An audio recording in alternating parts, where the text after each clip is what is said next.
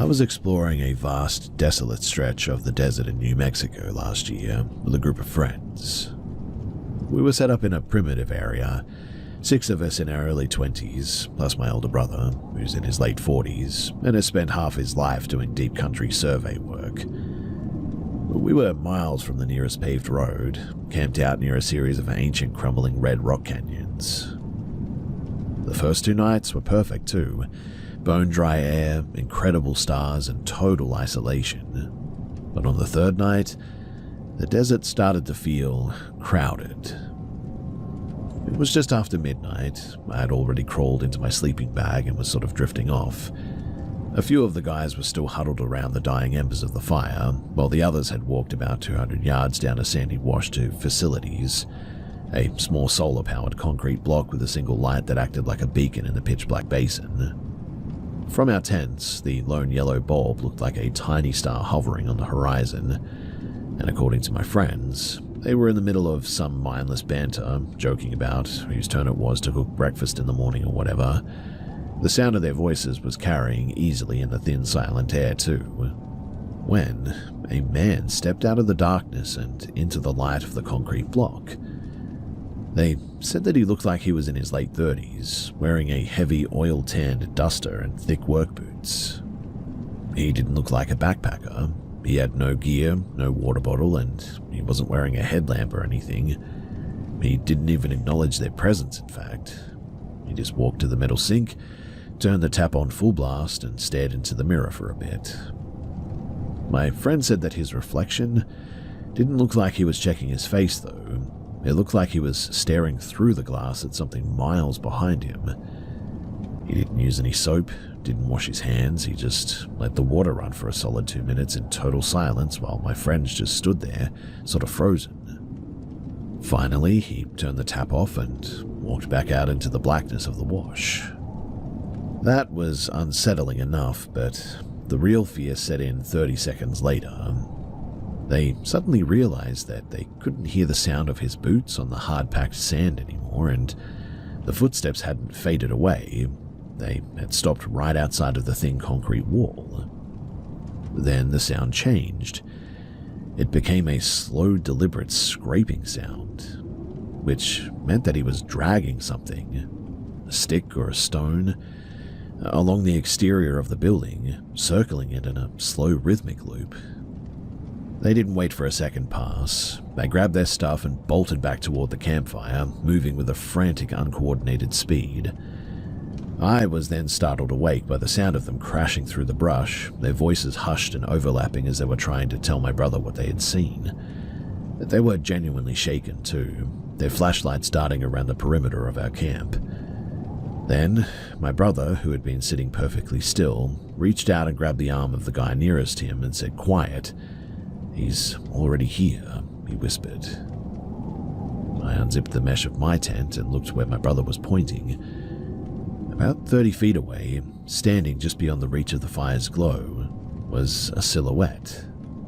The man was standing behind a tall, twisted juniper tree nearby. He wasn't hiding, he was peering around the trunk, his body tilted at a sharp, unnatural angle.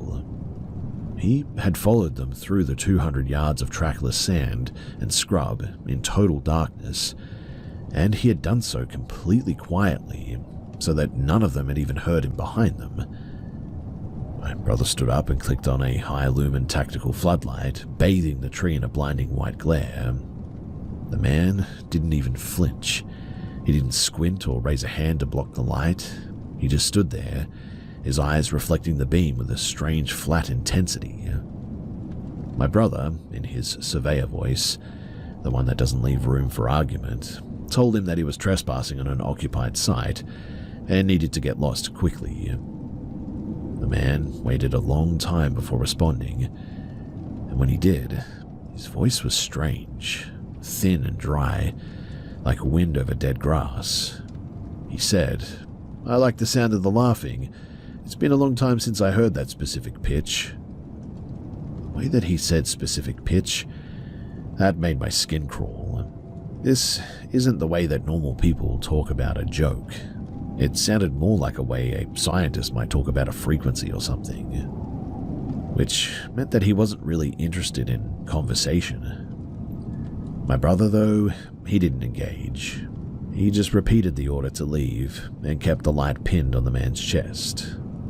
The stranger nodded slowly, backed away 3 steps, and then did something that none of us could explain. He didn't turn back toward the wash or the road or anything. He turned toward the vertical face of the canyon wall, a sheer 60-foot drop of crumbling sandstone, and began to move along the base of it into the shadows where the light couldn't reach anymore. Again, too, as soon as he was out of eyesight, we could no longer hear him walking or moving or anything. We stayed up the rest of the night with the floodlights on that night. Every now and then, too, we could hear the sound of small rocks tumbling down the canyon side every 20 minutes or so, circling us from above, which meant that he was moving across the high ledges in the dark, watching us from the rim. We didn't wait for the sun to fully rise. We were packed and the engines were turning over by 4 in the morning, and as we drove along the long, jarring track out to the highway, I looked back at the canyon rim. The sun was just starting to bleed over the edge now, and I couldn't see anything. We reported it to the local sheriff's office 2 hours later.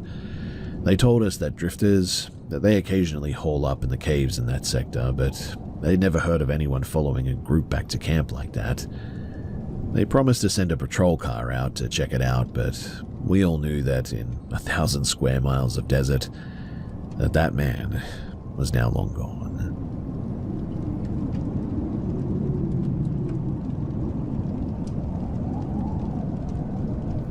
So my aunt lived in a dying steel town in Ohio back in the early 2010s. The economy, it had completely bottomed out, and she made ends meet by doing mobile pet grooming and stuff like that. Mostly basic washes and clips for people who just couldn't travel to a proper shop. She didn't have a professional van or anything. She just carried her shears, shampoos, and towels in a heavy rolling suitcase and worked out of people's kitchens. It was right after a massive storm that paralyzed the county. Half the town was without power now. Her work had been non-existent for a week, and the stress of her overdue heating bill was starting to feel like a physical weight. When a call came in from a neighborhood on the outer rim, she took it without asking many questions. She pulled up to a house that looked like a hollowed-out shell, really. The grey paint was curling off the wood like dead skin, and the porch was sagging dangerously. There was a large matted dog tied to a rusted iron post out front. That was her supposed client. She knocked and the door didn't just open. It creaked inward as if the house was exhaling. A man stood there. She said that he was massive, nearly 7 feet tall, and he was completely shirtless, despite the freezing draft that evening. He didn't have a dog owner's hello ready, he just stared at her with eyes that were completely dilated, 2 black pits in a pale, sweating face. She started her pitch, her voice shaking slightly from the cold, talking about the price for a full clip. He didn't look at the dog once. He didn't even look at her face. He was looking at her rolling suitcase, his eyes tracking the movement of her hand on the handle. He stepped back into the pitch-black hallway and said, "The water's hot in the back. Bring your bags inside where it's warm. The dog doesn't like the cold." Usually, she'd negotiate at the door or bring the dog to the porch, but the wind was biting and she was thinking about the $50 that she needed for her gas bill. She stepped onto the threshold, her boot landing on the warped linoleum floor. But she stopped before her second foot hit the floorboards. The house was unnervingly silent, yet she heard a faint sort of metallic snick from behind the heavy front door, the sound of a thumb turning a deadbolt being slowly primed. The angle of the hallway changed as her eyes adjusted to the dark. She looked past the giant man and saw a second person sitting on a milk crate in the shadows of the kitchen. He wasn't moving. He was holding a roll of heavy-duty duct tape and a pair of industrial metal shears. He wasn't looking at her. He was looking at the man's back, waiting for a signal, it seemed. The kitchen table was littered with small, jagged shards of glass and blue plastic baggies. the unmistakable debris of a localized cook that had clearly gone wrong due to the power outage. The man at the door started to lean his shoulder into the frame, his hand gripping the handle to pull the door shut behind her. My aunt is a very small woman, but she spent 20 years handling aggressive, unpredictable animals, and she didn't scream, and she didn't try to pull away. She knew that any sudden movement would trigger the snap that she could feel was now coming. Instead, she just reached into her pocket, pulled out her phone, and tapped the screen until it lit up his face. "Oh, hang on," she said, her voice perfectly level, almost bored. "That's my husband. He's idling at the end of the driveway because the heater in his truck is acting up. He's asking if I need him to bring the heavy-duty clippers in now, or if I'm just going to do a quick consultation."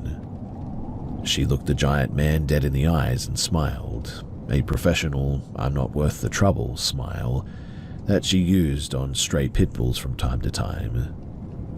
"I'll just go and tell him to park and come up. It'll be easier with the two of us to hold the dog, right?" The man didn't move for a long, agonizing heartbeat. He looked at the phone, then at the guy in the kitchen, then back at the dark driveway behind her. The calculation was visible in his eyes.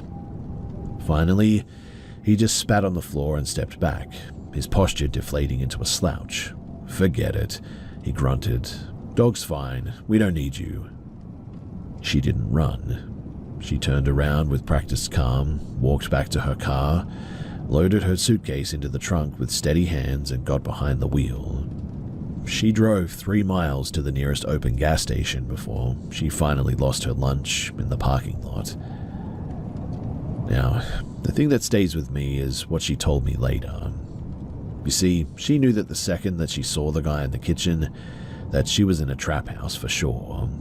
But her brain had actually tried to argue with her survival instinct, whispering, "But you really need that money." It's truly terrifying how easily our sense of danger can be muffled by the noise of basic necessity like that. My aunt still does mobile work, but she never crosses a threshold now unless she can see a clear path back to the street, and she never goes in without at least someone knowing her exact coordinates.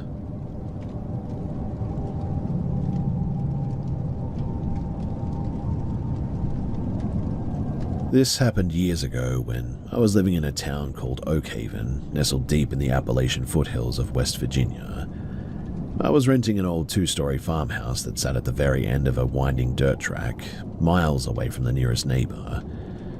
During the day, the property was beautiful in a sort of rugged, overgrown way, but when the sun dipped behind the jagged ridgeline there, the atmosphere definitely shifted. The trees, mostly ancient oaks and hemlocks I think, seemed to lean in a bit closer, and the mountain quiet really set in. It's a silence that you have to really get used to being out there, only ever really broken by, like, the occasional scream of a bobcat or the rustle of the wind through the hollows. Because the house was so old, the heating was very temperamental there, and the master bedroom on the second floor had a catastrophic pipe burst in the middle of a cold snap.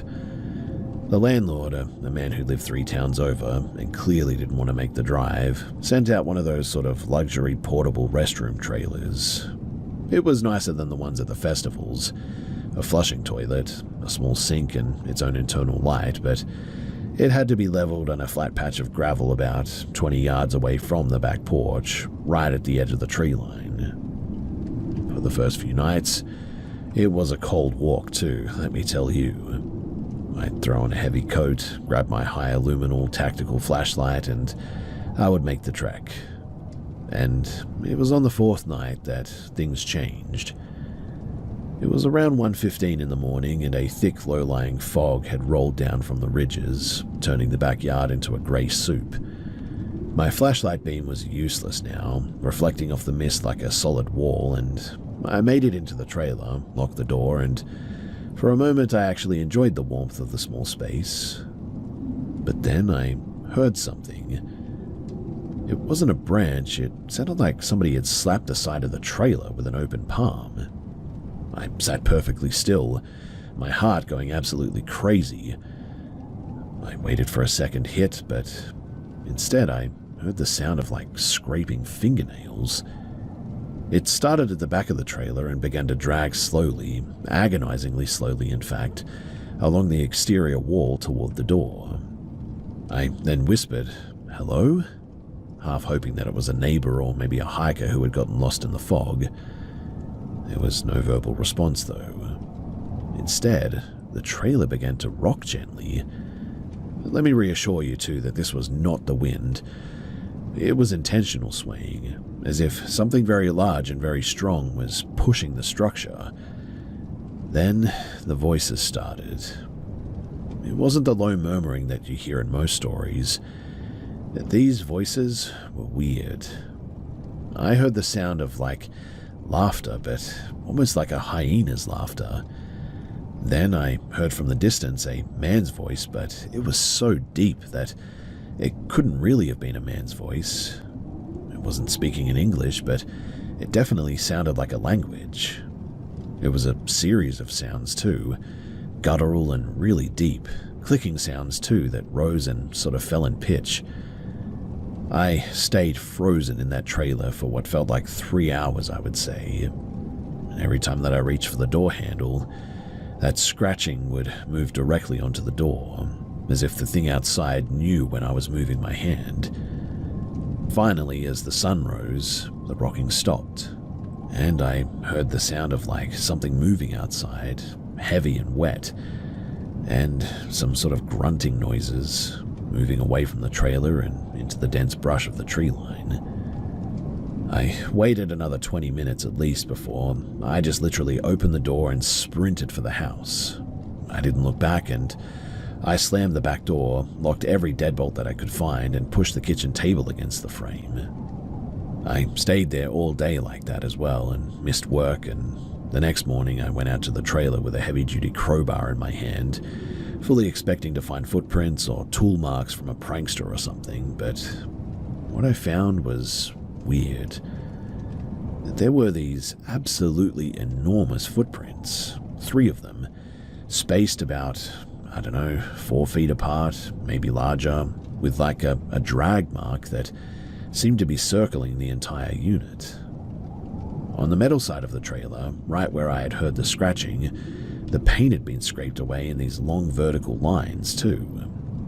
But the scratches, they didn't stop at the roofline. They continued up onto the roof itself. Whatever had been out there was standing on the ground, and it seemed to have been draped over the top of the trailer, reaching down the sides almost, which meant that whatever this thing was, it was absolutely enormous. Maybe 9 feet tall, I would say. I called the landlord that afternoon and I told him that I was moving out. I didn't care about the deposit or anything. He genuinely didn't even sound surprised, which was weird. He just asked, "Did you hear the birds or the voices?" I didn't know what that meant, but when I told him that I heard some voices and I was out there in the trailer and all that, he went quiet for a long time and then just said, "Don't go back for your things after dark. I'll have them moved to the curb for you by noon." I now live in a city and people complain about the traffic and the sirens here, but genuinely after that, I love hearing those noises. It's the mountain quiet that actually scares me the most now.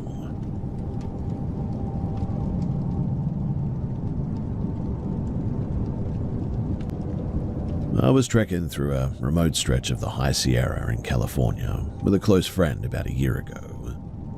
We're both seasoned hikers, so when our intended trailhead camp was overcrowded on a random Wednesday in October, we didn't panic at first. We just pushed another 3 miles up a decommissioned fire road to a flat clearing that we'd seen on a map. The moment that we dropped our packs, the atmosphere felt thin, and I don't mean the altitude. It felt like the air had been sort of pressurized or something. While my friend started clearing a spot for the stove, though, I wandered toward a cluster of some bushes at the edge of the clearing. Tucked into the red bark of one of the branches was a bright yellow silk ribbon tied in a complex decorative knot. It looked brand new, no sun bleaching, no frayed edges, and it sat there like a warning marker in the middle of nowhere. Our dog, a Belgian Malinois, who usually sleeps through anything, was acting completely out of character. She wouldn't sit. She kept performing a tight, frantic circle around our legs, her eyes fixed on a specific dark hollow between two massive boulders. She wasn't barking or snapping or anything. She was almost vibrating, a low-frequency shiver that I could feel through my boots when she brushed past me. By the time that the sun dipped below the peaks, that low-level unease had spiked into a primal biological scream to leave. I felt a weight on my shoulders, a sensation of being scrutinized by something with an immense amount of focus. And then, the forest just died. No crickets, no rustling needles, not even the sound of the creek that we knew was only a few hundred yards away. It was like a vacuum. My friend, who usually laughs off my vibes, looked at me though and whispered, "We're not staying here, man. Pack the tent back into the bags now." I couldn't move. My legs felt like they were made of lead all of a sudden, and I was staring at that dark gap between the boulders, waiting for something to emerge. My friend, he didn't even wait for me to help.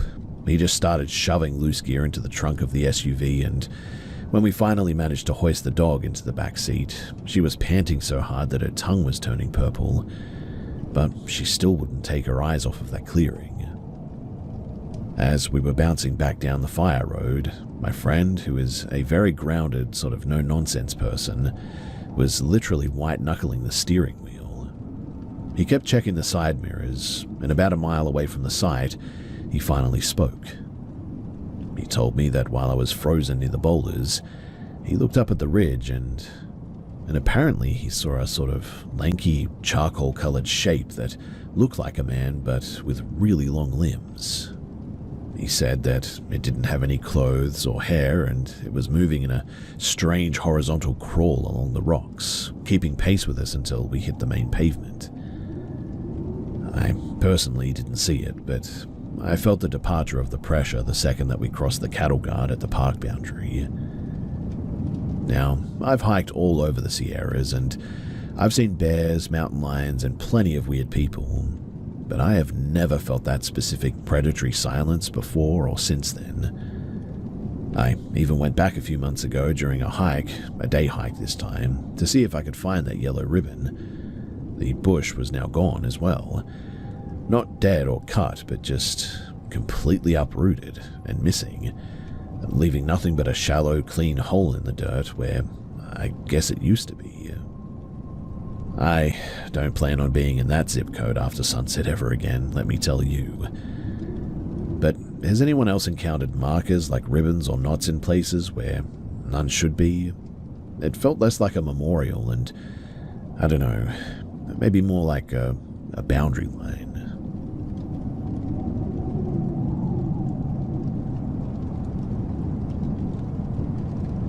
This happened a few months ago while I was driving back to Portland after visiting some family in Central Oregon. It's the kind of interaction that feels entirely mundane on paper, I guess, but in person, it left me with a metallic taste in my mouth that I haven't been able to shake since then. I had stopped at a small sun-bleached roadside plaza. It was a single convenience store attached to a DIY car wash, one of those places where the asphalt is cracked and the wind just sort of circulates dust everywhere. I've pulled in there a dozen times for a coffee or a quick rinse of the windshield. The parking layout? It's a nightmare. 2 tight rows of stalls facing each other with barely enough room to swing a door open. But I went inside anyway, grabbed a bottle of water, and was back at the door in less than 3 minutes. When I stepped out, I was trapped though. Someone had ditched a beat-up sedan directly across the lane, parallel to the rows, blocking 3 of us in. I stood there for a second, hands on my hips, waiting for a driver to emerge, but nothing. I went back inside, and the clerk did a sort of half-hearted sweep of the aisles, but no one claimed the car. I walked back out to my vehicle and just sort of stood there, leaning against the fender. After a moment, a voice behind me said, "Rough spot to get pinned in, isn't it?" I turned around. A guy was standing a few feet away, leaning against a pillar. He was in his early 30s, wearing a faded baseball cap and a heavy canvas work jacket. He wasn't looking at me. He was staring intently at the license plate of the car blocking us. He seemed focused in a way that felt heavy, like he was solving a complex equation in his head. Before I could even agree with him, he looked up and said, "You heading back to..." and then my neighborhood. He named the exact specific suburb where I live even. It's not a major district too. I mean, it's tiny, a quiet pocket of the city that most people just call by the general name. My stomach did a bit of a slow, cold flip upon hearing that. My car doesn't have any local stickers or anything, and I haven't lived in that area long. I looked at him properly then, and my brain did that terrifying shutter click of recognition. When I was about 12 or 13, there was a man that I used to see constantly on my walk home from school. He was never in a car, he was always just there, standing at the bus stop, sitting on a park bench, or walking 20 paces behind me for 3 blocks. He never spoke to me, but he had this specific way of watching. Not a glance, but a sort of fixated stare, like he was memorizing the way that I walked. I had completely forgotten about him for like a decade at this point. But looking at this guy in a parking lot, I saw the exact same set to his shoulders and the same unblinking focus in his eyes that I recognized. It was like seeing a photograph of the guy, but aged 20 years later. Yeah, I said, my voice sounding thin. I live there. Do I know you? He didn't answer. He just nodded. Right then, too, the owner of the blocking car finally shuffled out of the shop, an older guy who looked totally oblivious. The younger guy immediately stepped toward him. He wasn't aggressive or anything, but his tone was incredibly precise. He started listing off the exact time the older man had parked and how many people he'd inconvenienced, citing it a bit like a police report. As the older man apologized and climbed into his car, I noticed the younger guy wasn't even watching him anymore. He seemed to be watching me through the reflection in my own side mirror. He was checking to see if I was still looking at him, I think. Once the lane was clear, the guy gave a short, dry laugh. Some people just don't have a sense of their surroundings, he said. Then he looked me dead in the eyes and added, "Watch out for the construction on the bridge tonight. See you around." He got into a truck 3 stalls down, one that I realized had been there when I first arrived, and drove off. Now, the logistics of all of that is weird, right? I was inside that store for maybe a minute and a half, I would say, and in that tiny window, a car happened to block me in, and he happened to be standing right there to witness it. But get this, there was a major accident on the bridge that night, and the news hadn't even reported the lane closures yet when I was at the gas station 2 hours away.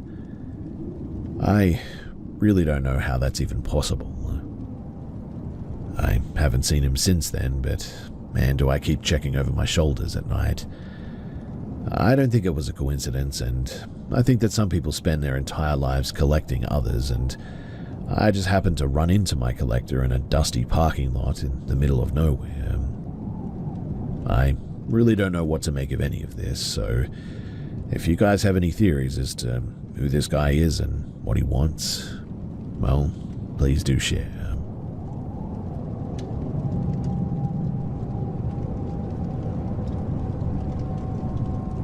This happened last year while I was backpacking through a remote coastal region of northern Vietnam, near the border. I hadn't been back to that part of the world since I was a kid, and I wanted to see the rugged landscapes far away from the tourist hubs.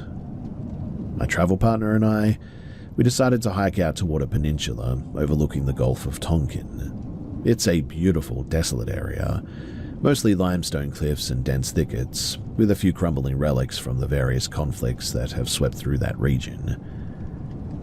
We found ourselves on a disused service track that wound up a steep ridge. At the summit, there was a massive, brutalist concrete block of a building. It looked like a giant bunker or maybe a radio relay station that had been left to rot. There was no glass in the narrow window slits. The rebar was rusting out of the corners, and a heavy iron gate was hanging off of one hinge, held shut by a single rusted chain. There were some faded yellow characters stenciled on the wall, but neither of us could quite translate the dialect. It just looked like an empty place, the kind of ruin that nature was slowly reclaiming over time. Instead of the gate, though, we found a breach in the perimeter fence where the hill had subsided. We scrambled through and entered the lower level. The interior was unnervingly sterile. Most abandoned buildings are full of graffiti, right? Broken bottles or maybe some bird nests. This place, though, was spotless. The floors were swept, the air didn't smell like dust. In fact, it smelled like ozone and industrial cleaner. There were pale rectangles on the walls where equipment had clearly been mounted and recently removed. We climbed a set of service stairs to an observation deck that looked straight out over the water. I then pulled out my GoPro to get some panoramic shots of the coastline, thinking that this was the highlight of the trip. I was mid-sentence, too, describing the view when the silence was suddenly shattered. We hadn't heard a single footstep on the concrete the whole time that we were in there, but suddenly there were 4 men standing in the doorway behind us. They weren't wearing traditional military camouflage. They were in dark navy tactical gear, with no patches, no flags, and no name tags. They didn't have rifles out, but they did have sidearms, and that sort of specific coiled energy of people who are trained to react to things like this. I froze. My friend dropped his water bottle, and the sound of it hitting the floor felt like a grenade going off. One of the men, shorter than the others but with a face that looked like it was carved from mahogany, stepped forward. He spoke in a very clipped sort of formal English. No hello and no pleasantries. "This facility is under active observation," he said. "You've bypassed a restricted perimeter." I started stammering, explaining that we were just hikers and we thought the place was a historic ruin. I showed him my backpack and my trail map, trying to look as harmless as possible. He didn't care about the map, though. He pointed at the GoPro in my hand. "The memory card," he said. "Hand it over, now." It wasn't a request. I popped the card out and I handed it to him. He didn't even look at it, though. He just dropped it into what looked like a lead-lined pouch on his belt. Then he started asking very specific questions. How we had found the track, if we had seen any vehicles on the way up, and exactly how many minutes that we had been inside the structure. The most unsettling part was the professionalism, though. There was no anger, no shouting. It was like we were a minor glitch in a system that they were running. He explained then, in a very detached way, that this site was being used for coastal monitoring and strategic acoustics, I think he said, and that our presence had triggered a silent alarm miles away, apparently. They escorted us out, but not through the hole in the fence. They led us through a hidden interior door that opened into a pristine modern garage bay that we hadn't even noticed. Inside were 2 matte black SUVs with their engines idling. They watched us walk all the way back down the ridge. They didn't move until we were nearly a mile away, just 4 dark silhouettes standing on the top of a concrete block, watching us through binoculars, I think. We didn't talk until we reached the main village. The realization that we had been monitored by a group that didn't even officially exist on that map was honestly absolutely terrifying to me at the time, especially because we were miles away from anywhere called home. We had spent an hour thinking that we were exploring a dead ruin, while in reality we were standing in the middle of a live unmarked operation, and it could have gone very differently. I've stayed away from abandoned buildings ever since then too. I think I realized then that just because a place looks dead doesn't mean that it actually is.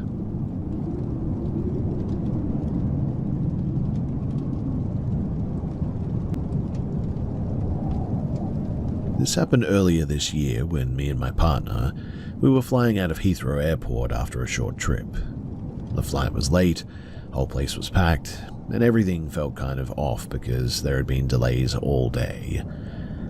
We got in line for security though, and it barely moved. Like one of those lines where you just sort of stand there for 20 minutes and maybe go forward like 2 steps. Normally, I don't pay attention to anyone around me too. Airports are just noise most of the time anyway, right? But after a bit, I noticed something weird. Not obvious at first, but just small stuff. Someone behind me kept getting really close, like closer than what you'd expect even in a crowded line. I figured that it was just people being impatient, but then I felt something brush against my bag. Not a bump, but more like a deliberate touch. I shifted forward a bit to create space. Didn't think too much of it. But a minute later, it happened again. At that point, I turned slightly, not fully, but just enough to get a look without making it obvious that I was reacting. There was a guy and a woman behind me. The guy was standing almost directly behind her, like too close, and one of his hands was resting on the handle of her suitcase, the other kind of at her back, I would say. She wasn't looking at him. She was looking straight ahead, and I turned back around but kept it in mind. Something felt off, but I couldn't really say what it was yet. Then it happened again, but this time it was way clearer. I felt a quick tug on the strap of my backpack, like somebody was trying to get my attention without being seen. That's when I turned properly. The guy immediately looked at me like he was checking my reaction. I didn't say anything, just held eye contact for a second too long. Then I looked at the woman. She had this look that's hard to explain unless you've seen it before. Not crying and not panicking, but just tense, like she was trying to act normal but couldn't quite pull it off. I didn't say anything right then, just turned back around and started thinking. We were still a decent distance from the front, but I could see staff checking boarding passes before security. That gave me a bit of time to figure out what to do next. I didn't want to confront the guy directly, no idea how he would react, and we were boxed in by people, so I waited. As the line moved, I slowed down slightly on purpose so that they would stay behind me. My partner noticed something was up and asked quietly what I was doing. I just said, "Something feels off," and I left it at that. When we got closer to the checkpoint where they checked tickets, I stepped slightly to the side and told one of the staff that I thought that the woman behind me might not be okay. I didn't make a big deal about it, just sort of said it quietly. They nodded like they heard that kind of thing before and told me to just keep moving. A few minutes later, things started to separate. The guy was stopped before entering the next section, and I didn't hear exactly what was said, but it sounded like he didn't have the right boarding pass or something didn't match up. He tried to argue a bit, but they weren't letting him through. The woman kept moving forward with the line, and I glanced back once and saw them talking.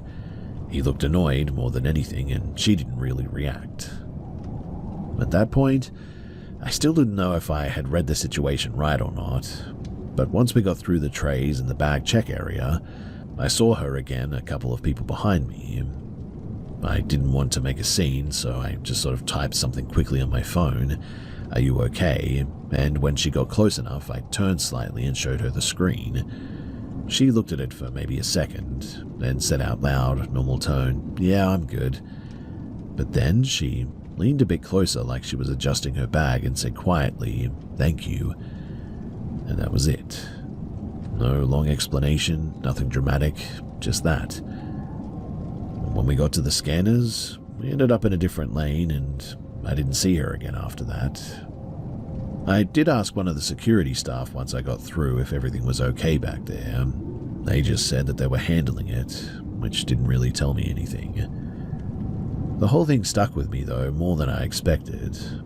Not because I know exactly what was going on, I mean, I still don't, but because of just how subtle the whole thing was. If she hadn't have done that small thing to get my attention, I probably wouldn't have noticed anything at all. And if I'm being honest, I'm not even 100% sure that I handled it the right way. I just went with what seemed safest at the time. Thankfully, nothing else happened after that. The flight was normal, trip home was pretty uneventful, but yeah, it messed with me a bit for sure. I guess it was the realization of just how easy it was for something bad to be happening right in front of you, and it just sort of blends in with everything else.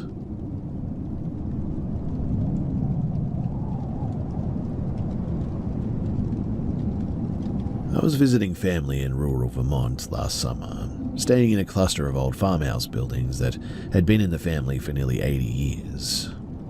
It's a tight-knit spot, 5 small houses centered around a communal stone courtyard. Every evening, all the kids in the family, about 12 of us in total, would gather in my aunt's large sunroom to do our summer reading and school prep. It was a routine, same time every night, same circle of chairs, same low hum of voices. About 2 weeks into the trip, the younger cousins started whispering about the observers in the corner. At first, we told them to go back to their books. But then, kids who weren't even sitting near each other started pointing at the exact same spot on the far north wall, near an old upright piano. They described 2 figures, but they weren't ghosts in the way that you'd think. They couldn't see faces, arms, or legs. They just saw 2 pitch-black brimmed hats, like stiff rounded bowlers, hovering at adult height against the wallpaper. Personally, I didn't believe it as well, until the 3rd night. I was mid-sentence helping a cousin with a history chapter when I looked up, and there, positioned perfectly still against the floral print of the wall, were 2 dark voids.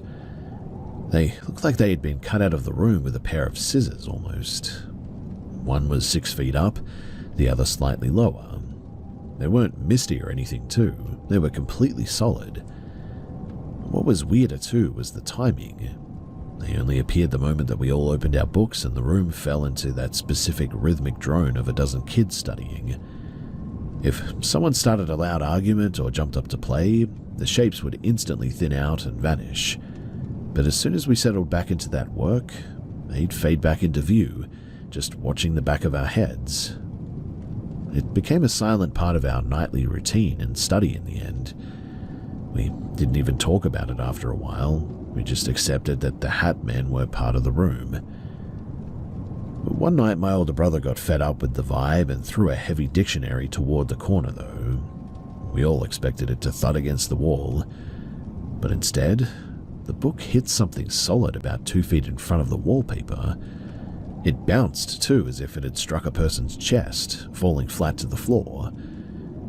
The shapes didn't move, though, didn't flinch and didn't leave.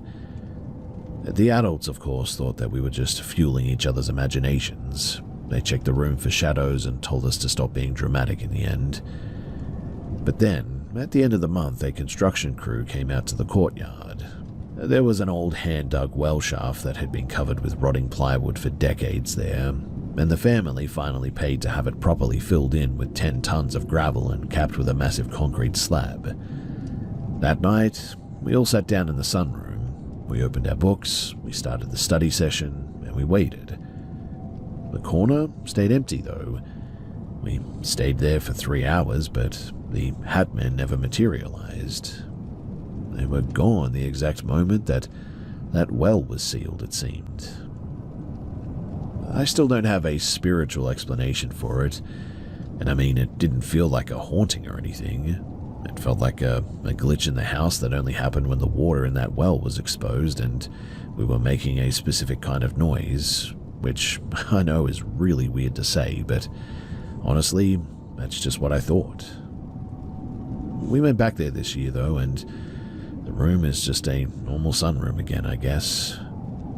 Still, though, none of us ever really sit with our backs to that north wall anymore because of, well, what we saw.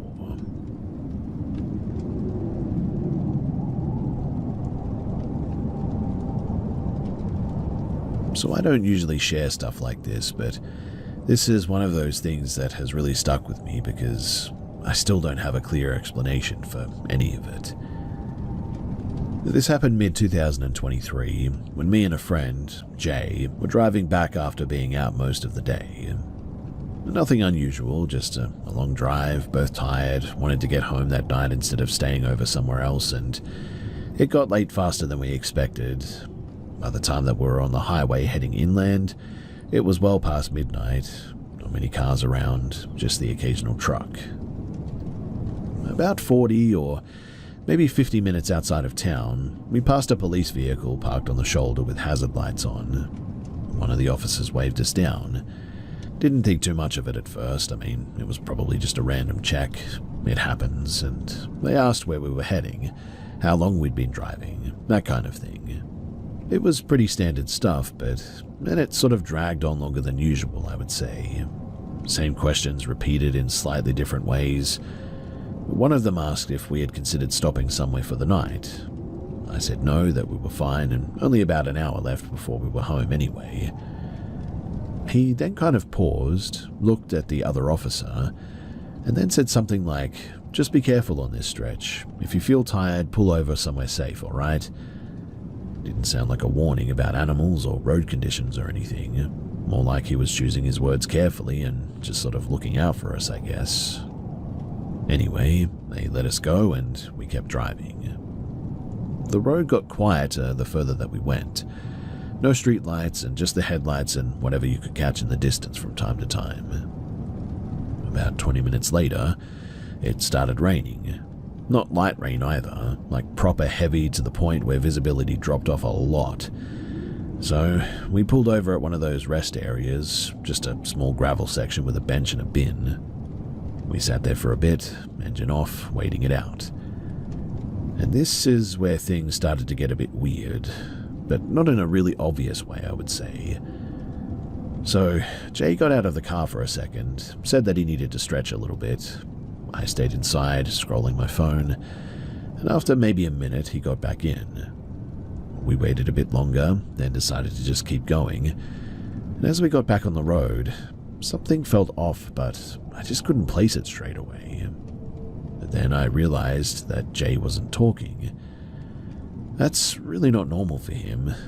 I mean, even if he's tired, he'll still say something, but he was just sort of sitting there, facing forward. I asked him something simple, like if he wanted to stop for food when we got closer to town. He responded, but it was delayed, like half a second too long, and short answers. I just assumed that he was exhausted, but then I noticed something else too. His clothes were dry. He had stepped out into the heavy rain, you see, and I remember it clearly because I got wet just opening the door for a little bit, but his hoodie looked like it hadn't been touched. I even made a comment about it, like, "How are you not soaked?" He just said, "Didn't stay out long." Didn't really explain it, but I let it go. We kept driving, and maybe 10 minutes later we came up on some roadwork sections when a couple of workers were standing with a stop sign or a slow sign nearby. It was definitely a bit odd at that hour, but not impossible, so they flagged us down, and one of them walked up to my window and asked where we were heading. I told him, and then he looked at me properly and said, "You by yourself?" I kind of laughed and said, "Nah, my friend's here," and I pointed to the passenger seat. But when I turned my head, nobody was there. The seat was empty. The door was closed. No sign anyone had been there. I didn't even react straight away. It was like my brain just didn't process it. The worker asked again if I was okay, and I just sort of nodded and said, "Yeah, probably just tired." They waved me through, and I drove maybe another 2 minutes and pulled over again, this time properly shaken. I checked the car, back seat, boot, everything, but Jay was gone. I tried calling Jay, and he answered straight away, and the first thing that he said was, "Where did you go?" I asked what he meant. He then said that we stopped at the rest area, and I got back in the car and drove off while he was still outside. He thought that I was messing with him at first, but then I just didn't come back. He'd been trying to call me, but said that it wasn't going through apparently. A According to him, that was about 20 to 25 minutes earlier. So, from his perspective, he just never got back into the vehicle. I didn't tell him what I thought had happened, just said that I must not have realized that he had gotten back in and I would come and get him. I turned around and I drove back. The whole way back, though, I kept checking the passenger seat without meaning to, just quick glances, but there was no one there. When I got back to the rest stop, he was standing under the shelter, properly soaked, and looked annoyed more than anything. He got in the car and yeah, this time he was actually wet, like you would expect. We didn't talk much after that, but about 10 minutes into driving again, the car started acting up a bit. Not fully breaking down, but just sort of struggling, I would say, like it was losing power on and off or something like that. At one point, Jay sort of half-jokingly said, "Feels like the car's heavier or something." I didn't respond to that. Eventually, thankfully, it sorted itself out, and we made it back without anything else really happening. Although I was stopped by the guy with the slow sign again, and he sort of joked about having somebody in the passenger seat this time, which Jay looked at me weird about that. Anyway, the next day I asked him again about the timing, just to be sure, and he was certain, said that I had just left him there. What I cannot explain, though, is the gap in between, because I know that I drove with somebody in that seat. I spoke to him, got responses, noticed things that didn't add up. But if he never got back into the car, then who or what was sitting there that whole time? I still drive that road sometimes, and nothing like that has ever happened again, but I don't stop in that rest area anymore either.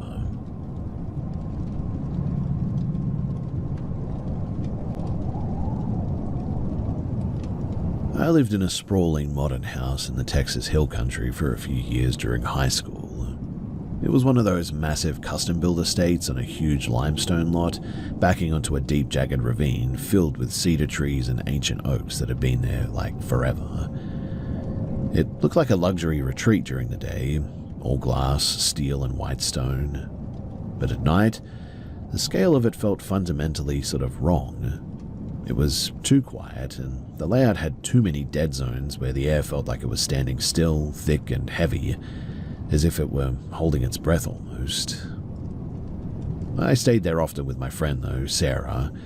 Her parents were high achievers who were rarely home, leaving us with this cavernous 5-bedroom house all to ourselves. The nuisance stuff started almost immediately, too, and it was so persistent that it became a bit of a chore.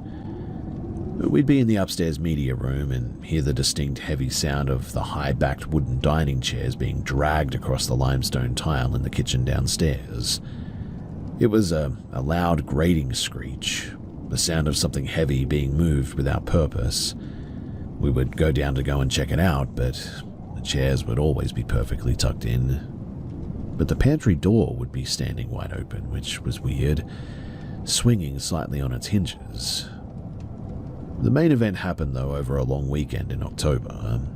The weather, it had turned cold, and a dry, whistling wind was coming up through the ravine that day. We were in the kitchen making food at around 11. Her dog, a massive 120-pound Great Pyrenees named Bear, was sprawled out on the rug, and he was the kind of dog that didn't really move for anything. Usually, anyway. You had to sort of step over him like a piece of furniture, in fact. He was a steady guardian breed, and not prone to nerves, is what I'm getting at. Sarah was standing at the island, middle of a sentence, when she suddenly froze. She didn't look up, she just completely went rigid, her voice dropping suddenly to a whisper. "Did you just touch my shoulder?" I was 10 feet away by the fridge. My hands were full of drinks, too. I hadn't moved. I shook my head, a cold spike of adrenaline hitting my chest. Before I could answer, the room suddenly changed. Every single magnetic cabinet latch in the kitchen released at once. It sounded like a firing squad. 10 cabinet doors swung open in a perfect synchronized wave, revealing the dark interiors all at once.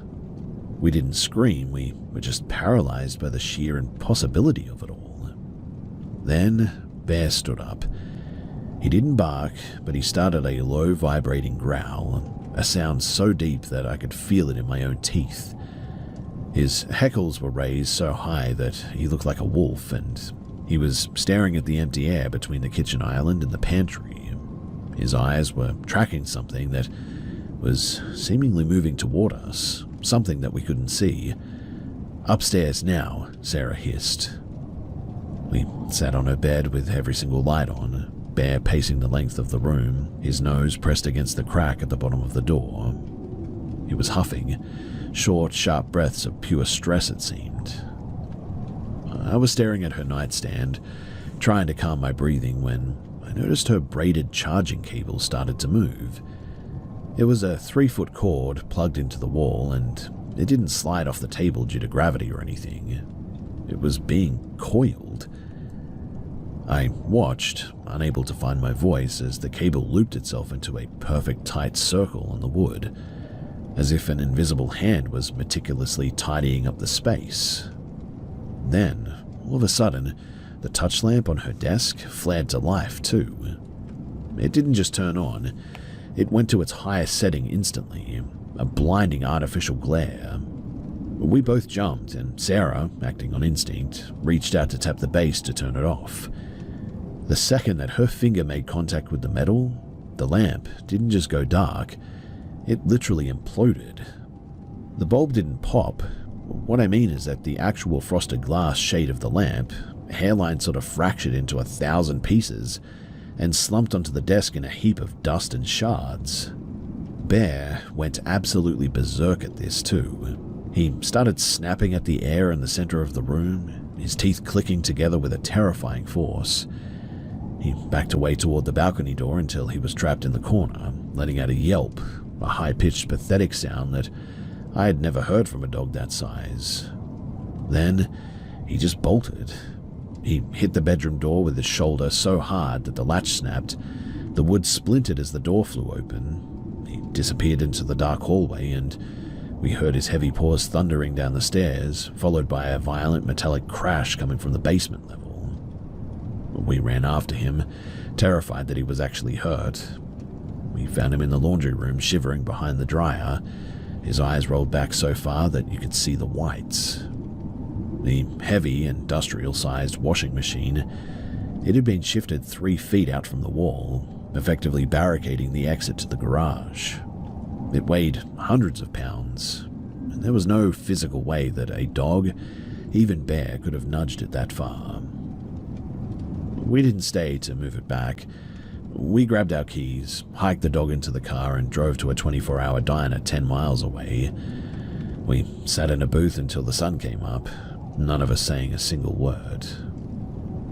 The aftermath was what actually broke my skepticism for good too.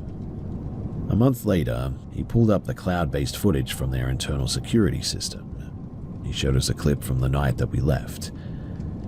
In the footage, the kitchen is empty. The clock on the microwave reads 1:14, and then, one by one, the heavy dining chairs don't just move, they lift 6 inches off the tile floor and set themselves back down with a silent and heavy thud. Then, the pantry doors fly open with enough force that the handle punches a hole in the drywall. But the detail that ended the debate for me was something that her dad found in the original survey of the land. When they had cleared the lot 5 years prior to pour the foundation, the builders had uncovered a caved-in cellar from an 1800s homestead that hadn't been on any modern map. It was a deep, stone-lined hole, filled with rusted farm implements, old chains, and charred timber from a fire. Instead of clearing it out or reporting it, the developers had simply leveled it with a bulldozer, poured a massive 4-foot thick concrete slab over the top of it, and built the media room in the kitchen directly over those ruins. The house, it's still there. It's been sold 3 times in the last 5 years. Each time the listing comes up, the photos show a pristine, beautiful home with unobstructed views, but I can never look at those wide open floor plans without thinking about the things that are still trapped under the concrete there, trying to tidy up the cables seemingly and open the doors.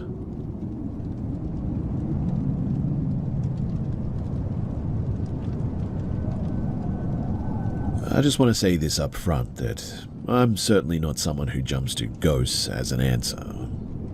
I worked most of my life in IT, a pretty logic-based thinking, and I'm usually the guy to try to explain things away, not lean into them. But this is one thing that I've never really been able to put into a neat box. This happened back in 2008. We had just finished moving out of a place that we lived in for years. The house itself wasn't anything special. Single story, brick veneer, built maybe in the late 70s, I think, from what I could tell. We'd been there over a decade now, and nothing weird had ever stood out while we lived there. No noises, no strange incidents, nothing that made you uncomfortable. The move was very messy, though. The block had a narrow driveway and a bit of a slope there as well, so we couldn't get a proper moving truck in. So we ended up shifting everything over about 4 days using trailers and smaller loads, all that stuff. By the last day, the place was basically empty though, just a few things left to double check. My wife and kids were already settled at the new place, thankfully. I told her that I'd go back one last time, do a final sweep, and then drop the keys off at the agent in the local shopping center. And here is where it started getting a bit off. So we had 2 sets of keys to this place. I'd already handed mine in earlier in the week, so I took hers to get into the house. I get there, put the key in, and it just doesn't work. It goes into the lock fine, turns, but nothing actually disengages. There's no click and no resistance, nothing. It just sort of spins. Tried both locks on the door, and it was the same thing. I called my wife and I asked if she had any issues the day before when she locked up, and she said no, everything worked like normal. At that point, I figured that maybe something in the lock had jammed or maybe broken. So I drove to the agent, grabbed my original set, and I head back. This time the door opened straight away, no resistance and no issue. Same locks, same door, and same day. That was obviously a bit weird, but I pushed past it. Figured that maybe I'd misaligned the key or something stupid like that. Anyway, I went inside and started doing a proper check. Opened all the cupboards, checked under the sinks, behind the doors, that sort of thing. Standard stuff when you're handing a place over. Everything felt pretty normal, quiet, empty house kind of thing. And then I went into what used to be my office, a small room, a back corner of the house. We'd taken everything out except for a whiteboard that was mounted to the wall. I wasn't planning on removing it or anything, but there were still a few notes on it. Phone numbers, random reminders, nothing important, but I remember thinking that I should just wipe it clean before handing the place over. No real reason to it, I guess, but just habit, I suppose. So I walked over, used my hand to rub part of it off, and the second that I did that, it hit me. Not like a normal cold feeling, but it was instant, full body, like stepping into a freezer, but way sharper. My arms, chest, back, everything just dropped in temperature all at once, and it wasn't gradual by any means. At the same time as well, I heard something. It sounded like a woman crying, but not clearly, more like a low, drawn-out sort of sound. The strange part is that it didn't come from one direction. It wasn't like somebody in the next room or anything. It felt like it was just sort of there, everywhere, all around me at once. Mind you, there were no footsteps and no movement, just this really weird sound. I stopped immediately, didn't try to rationalize it in the moment. I just sort of stood there for maybe a second or two and then walked straight out of the room. Not running, but moving quickly enough that I didn't want to linger any longer. I got out of the house and I locked the door and I just left. The drive back to the new place was maybe 10 minutes away. I remember checking the rearview mirror more than usual, but thankfully nothing else happened. When I got home, My wife asked if I was okay right away. Apparently I looked a bit off. Pale, she said. I told her what happened, and even as I was explaining it, I could hear how it sounded. We didn't go back. The keys went straight to the agent the next day, and really that was it. For years after that too, and I mean years, probably close to a decade even, I had this really weird thing happen to me. I had the same dream on and off for ages. Not every night, but often enough to notice a pattern for sure. Every couple of weeks, or sometimes even more.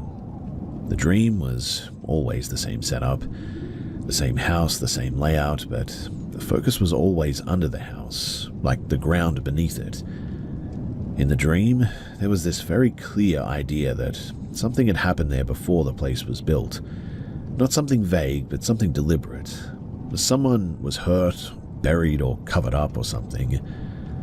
I'd wake up every time at the same point, usually right when I was about to see something in the ground. A proper adrenaline wake-up too, heart going, sweating, jumping out of my skin and all that. And it never really changed. Same sequence every time. And look, I don't have any evidence to say that something actually happened there. Never checked any records, and I never followed up. Part of me didn't want to go digging into it, to be honest. Looking back, I still try to break it down logically. I mean, the lock issue could have just been a mechanical failure, or user error for sure. The cold sensation, well, maybe that was stress or some kind of physical response to an empty room. The sound could have been external noise carried oddly through an empty house, I suppose. The dreams, well, they could be my brain trying to process a stressful or unusual moment, I suppose. All of that is possible, but the timing of everything lining up the way that it did, all within a couple of minutes, is what I cannot really reconcile cleanly. I've never had anything like that happen before or since then, not in any other house and not anywhere else. So I just don't really have a conclusion to all of this. It's just one situation that didn't behave the way that I thought that it should have, I suppose. And there's no solid explanation that fully accounts for all of it.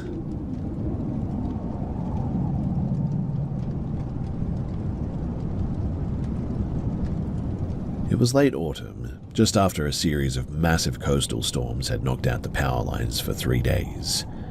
My mother was 19 at the time, sharing a basement apartment with her sister, Sarah, in an old Victorian house that had been converted into flats. The house was built on a steep hill, so the basement was partially subterranean, with thick stone walls that stayed damp no matter how high you turned the heat. But because the power was out, the only light in her bedroom was the grey, filtered moonlight coming through the small, high windows near the ceiling.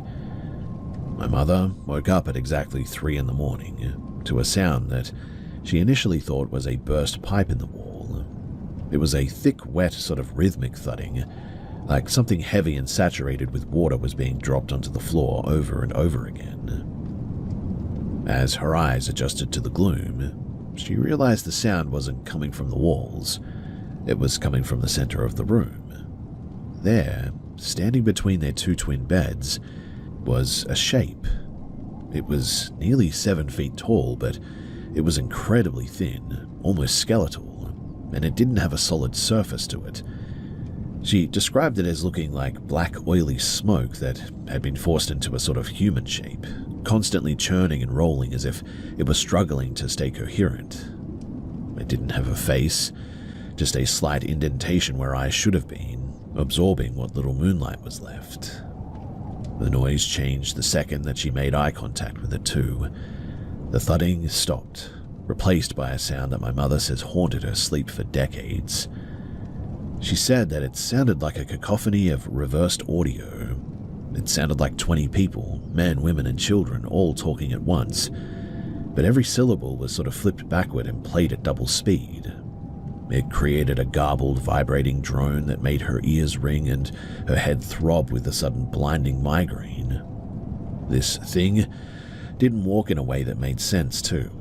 It drifted toward the foot of her bed with a heavy sort of metallic scraping sound. She said that it sounded like someone was dragging a massive sheet of rusted lead across the carpet. As it got closer, the temperature in the room plummeted. My mother said that she could even see her own breathing, frosting in the air in thick white plumes, even though the basement was usually the warmest part of the house. She pulled her feet up and curled into a ball, squeezing her eyes shut so hard that she even saw spots. She felt the weight of the entity pass by the end of her mattress. The bed frame actually groaned and tilted under the immense invisible pressure, and then the backward voices suddenly cut to a dead, oppressive silence that felt louder than the noise. She laid there for 10 minutes, paralyzed by fear, the kind that tells your heart to stop beating so that nothing hears you. Finally, she heard a tiny, terrified sob from the other side of the room. "Did you see the smoke, man?" Sarah whispered, her voice cracking. "It's standing in my closet now. I can hear it breathing. It sounds a bit like a vacuum." They didn't move until the first light of dawn hit the windows. When they finally summoned the courage to flip the light switch on, once the power was back on, they found perfectly circular damp patches on the carpet where the figure was once standing. The water, it didn't smell like the rain from outside. It smelled like stagnant pond water and old copper, and it left a faint sort of dark stain that never fully came out no matter how much they scrubbed it. In the weeks that followed, the house became a hot zone for activity too. The kitchen cabinets would be standing wide open every morning, even if they had been locked. The radio would scan through stations on its own, stopping only on the static between channels. The most chilling part happened when my grandfather visited to help them move out. He was sitting in the living room alone when he felt cold, thin fingers wrap around his throat, tightening just enough to leave faint, bruised imprints that lasted for days. He never did believe in ghosts, mind you, but he refused to step foot into that place ever again after that. They moved 3 times in the next 5 years, but whatever this thing was, it seemed to follow them.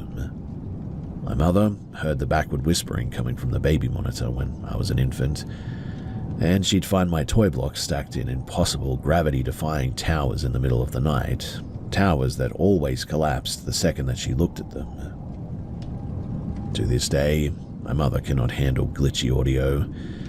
If a video stalls or a recording skips, she always leaves the room. She's convinced that whatever that thing was, that it wasn't the spirit of a person who had died or anything. She likes to call it something unrendered, a piece of another reality that slipped through a crack in the foundation and decided that her family was a reliable source of energy. The detail about the scraping metal and the backward voices has always been the worst part to me. It suggests that these things don't communicate with sound, I think. Whatever they are, they seem to communicate through the distortion of it, I suppose. It's almost as if they're trying to mimic our world, but can only produce the inverse of it or something. Anyway, has anyone else here ever experienced anything like this before? And if you have, then have you ever been able to get rid of it? And if you have been able to get rid of it, what did you do?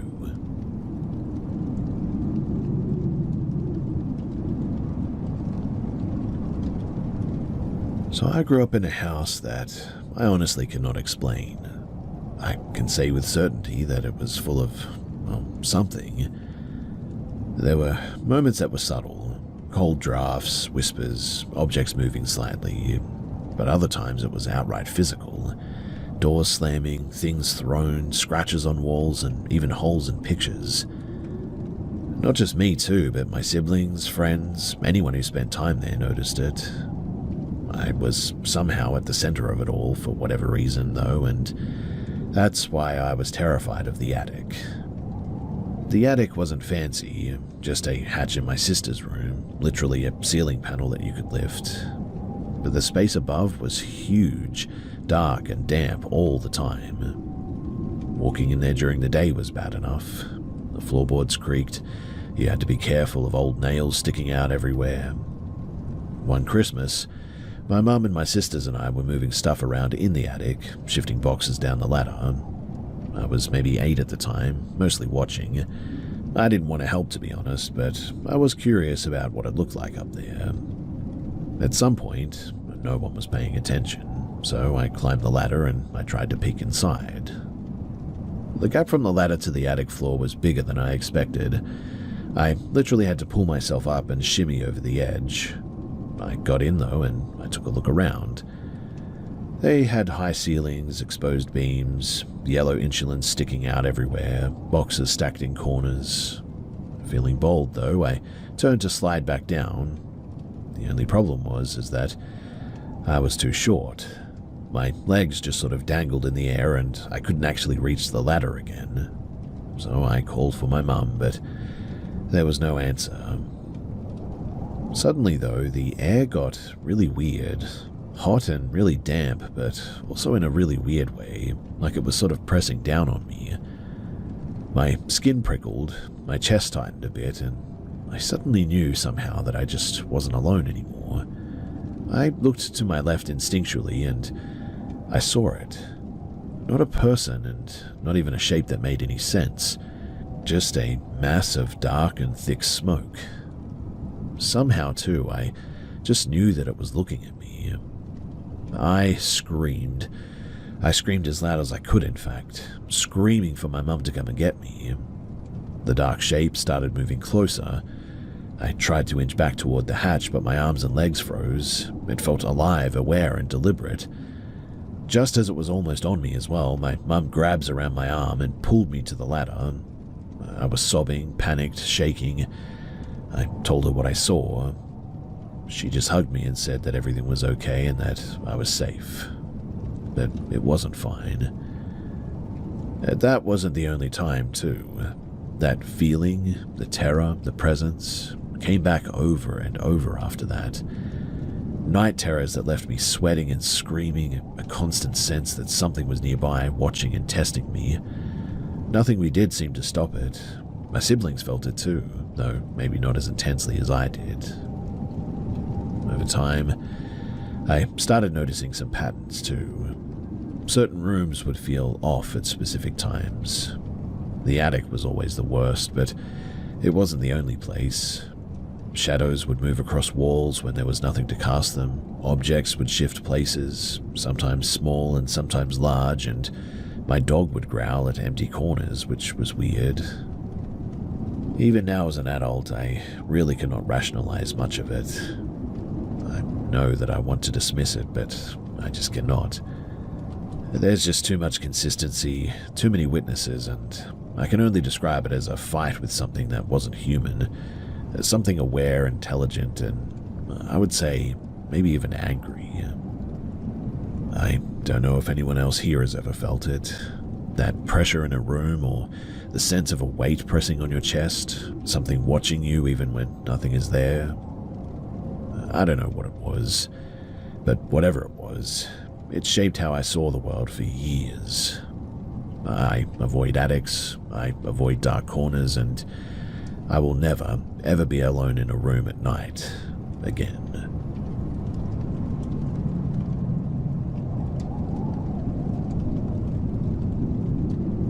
So I was working as a short-order cook at a small assisted living facility in Scranton, Pennsylvania, a few months back. While I was there, I downloaded this app called Spirit Lens, one of those ghost hunting apps that uses EVP, LiDAR mapping, and AR overlays to detect entities. Honestly, I didn't even really believe it. I mostly used it to kill time during my breaks, and nothing of note ever really happened too. Genuinely, it just felt like a bit of a gimmicky toy. Fast forward to last May, about a couple of weeks after Mother's Day, and I was at home in my apartment, a fairly cramped third-floor walk-up where I've made a lot of adjustments to make the space work for me and my two boys. My son, Ethan, was playing with my phone while I was in the kitchen, finishing up dinner. I assumed that he was watching YouTube or taking silly photos like he always does. But then, the apartment went deathly quiet. I heard Ethan's voice, very small and serious, say, "Hey Ghost, spin the balloon 3 times. I laughed from the kitchen, shaking my head. We had a stray helium balloon from Mother's Day that had lost just enough lift to sort of hover at shoulder height in the corner of the living room. It had been sitting there, completely motionless, for about 2 weeks now. I leaned around the doorframe to make a bit of a joke, but the words literally died in my throat. The balloon was slowly and smoothly rotating to the right. One full turn, then 2, and then 3, and it stopped exactly where it had started. The air in the room suddenly felt like it had been sucked out. Ethan was beaming, looking at the phone screen, but I felt nauseous. I walked over and snatched the phone from him, trying to play it off as that's enough for today. I headed back to the kitchen to check the stove, my hand shaking so hard that I nearly dropped the ladle.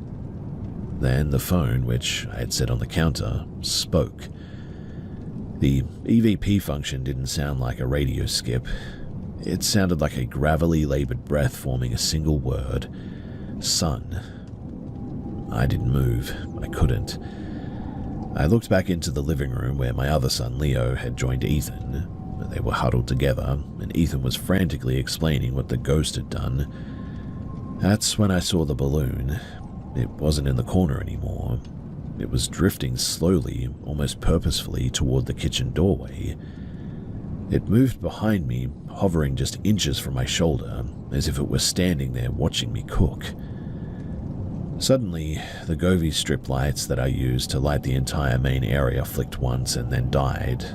The apartment went pitch black, and in the silence, the phone's EVP spoke again.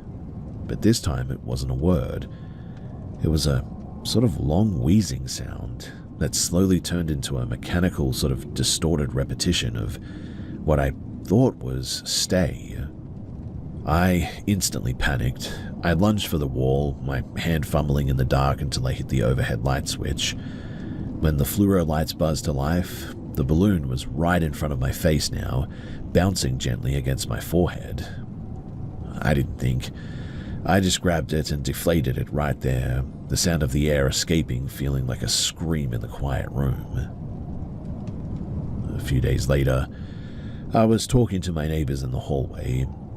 I mentioned that the back bedroom, the one that my kids sleep in while I take the couch, always just felt a bit heavy. I told them that there was a specific corner by the window where the air felt 5 degrees colder and my kids were suddenly terrified to sleep. My neighbor looked at me with this hollow expression and then told me that apparently the previous tenant had been an elderly man with mobility issues who spent nearly all his time in that bedroom. He had passed away, apparently, in that exact spot by the window, and allegedly he had been there for a few days before anyone found him. What has stayed with me wasn't just the fact that he had died there, but it was that stay command that I heard. It felt like the app had given him a tool to try and keep us in that room with him. It wasn't just a random haunting as well. It felt like a desperate interaction from someone who had been alone for a long time. He seemed to use the balloon because it was the only thing light enough to move, and he used the app because it was the only thing that could give him a voice, I would say. I haven't opened the app since then. My apartment is thankfully quiet now, but I still leave the hallway light on, and I never, ever leave a balloon in that room.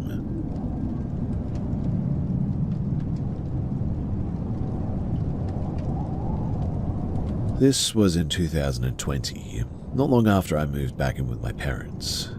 I'd had a really rough year before that, and I needed somewhere to sort of reset.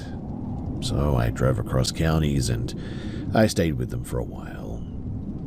The house itself wasn't old or run down, built early 2000s, pretty standard suburban place really. But from the first week, something about it just felt a bit off. Not in a dramatic way, but just this sort of constant low-level feeling like you were never really alone, even when you clearly were. I didn't say anything at first because I figured that it was just me being stressed out still. But one night, we all got home from dinner, me, my mum, my dad, and my younger sister. It was a pretty normal night too, and my sister went straight down the hallway to use the bathroom. Dad took the dog out the back, and that left me and my mum standing near the front of the house, right where the hallway meets the bedrooms. But we were sort of mid-conversation, just talking about something random when it happened. Clear as anything, right behind my mother's shoulder, we both heard a quiet voice say, "Do they know that we're here?" Not loud, not echoing, but just right there, close enough that it sounded like somebody standing in between us. We both stopped talking instantly. I looked at her, she looked at me, and you could tell that we both heard the same thing. I asked her what she heard, and she repeated it almost word for word, no hesitation. That was when I started properly freaking out. I already wasn't in a very good headspace, so I went straight to the worst case thinking. There must be somebody in the house, maybe in the roof space or something. I got my dad to go and check the ceiling cavity. He didn't want to, but he went up anyway. And there was nothing. No sign of anyone. No disturbed insulation, no footprints, nothing moved. We checked the doors, the windows, everything, even outside for a bit, but there was nothing and it was all locked. Now, over the next couple of weeks, smaller things started happening too. Stuff that you could almost brush off individually, but together they certainly didn't feel right. One afternoon, I was home alone, sitting in the living room, quiet house and no wind, when I heard the back door sensor go off. Just a little ding noise that we had installed, and I looked over and the back door was slowly opening by itself. There was no one there, no pressure change and no breeze. It just sort of opened halfway and then just stopped abruptly. I went over and tried to make it happen again, but I never could. Another time, late at night, I would hear low talking. Not words that I could ever really make out, but just the sound of two people, I think, having a conversation in another room. Every time that I went to go and check it, there was never anything there, though. It got to the point, too, where I started keeping the lights on, even during the day. Not because anything big was happening, but just because I constantly felt like I was being watched. Not imagined, and it was consistent and really creepy. My sister started avoiding the hallway at night as well. She didn't know about what happened with me and my mum at first, but she said that it felt like someone was standing there just waiting all the time. I didn't tell her what we heard until later, and when I did, she went quiet and said that made things worse. And nothing ever escalated beyond that. No objects thrown, no physical stuff, just the same pattern, sounds and doors and the feeling of like a presence or whatever. And eventually I moved out into my own place across town. And it stopped completely. No voices, no weird door stuff, no feeling of being watched, just normal silence again. Over the years I've thought back on all of this, and it's always that one sentence that has always stuck with me more than anything else. Do they know that we're here?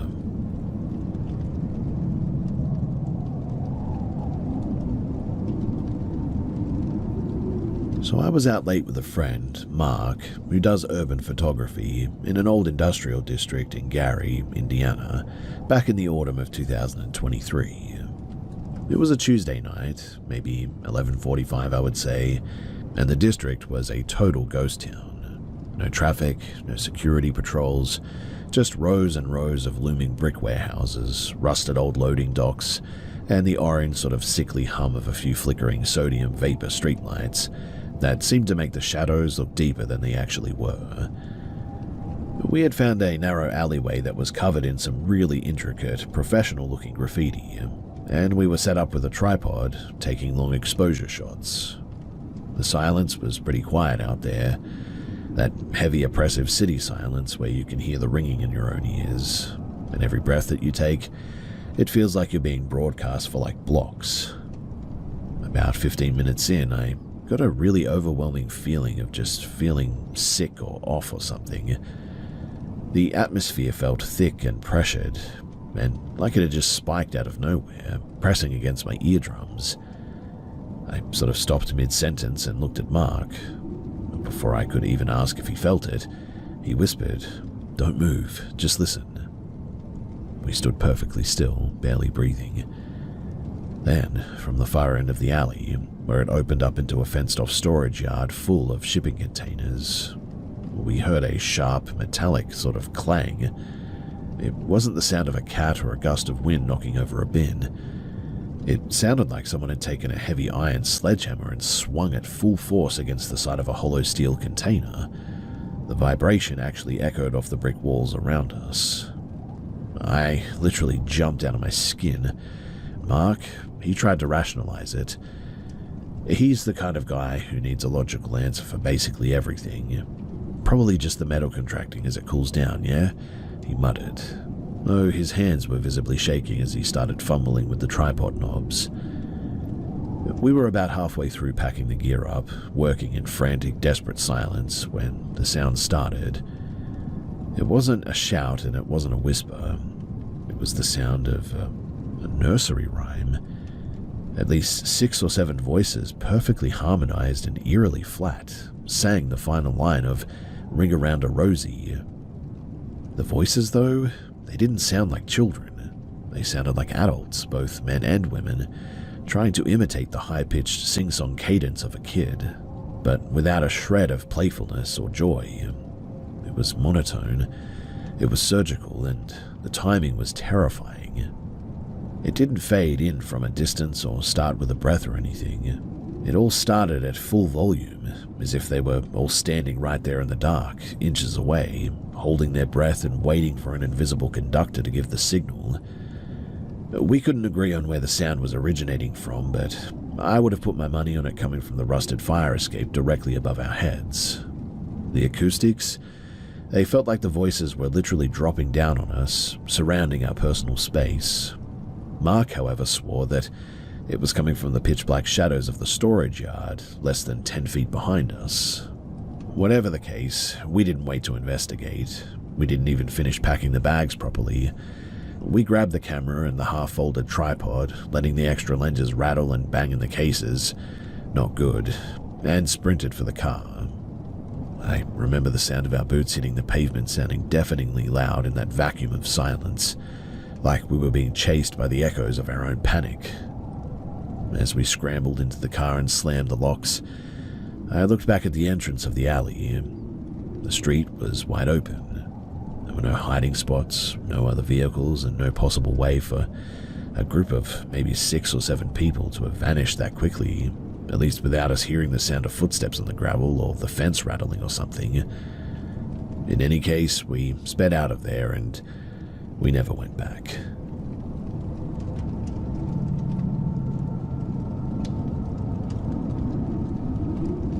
I've spent a long time trying to rationalize what happened in that townhouse in Turin, but you cannot logic your way out of physical injuries. My parents went through a messy divorce when I was 14. My mum took the settlement and moved us into this vertical labyrinth of a place in a dense district in northern Italy. It was a turn-of-the-century build, renovated just enough to look modern, but the layout was still 1920s. Cramped, not much to it, and always smelling of damp limestone. I took the attic, though. It was claustrophobic, with a ceiling that sloped so sharply that I could only stand up straight in the dead center.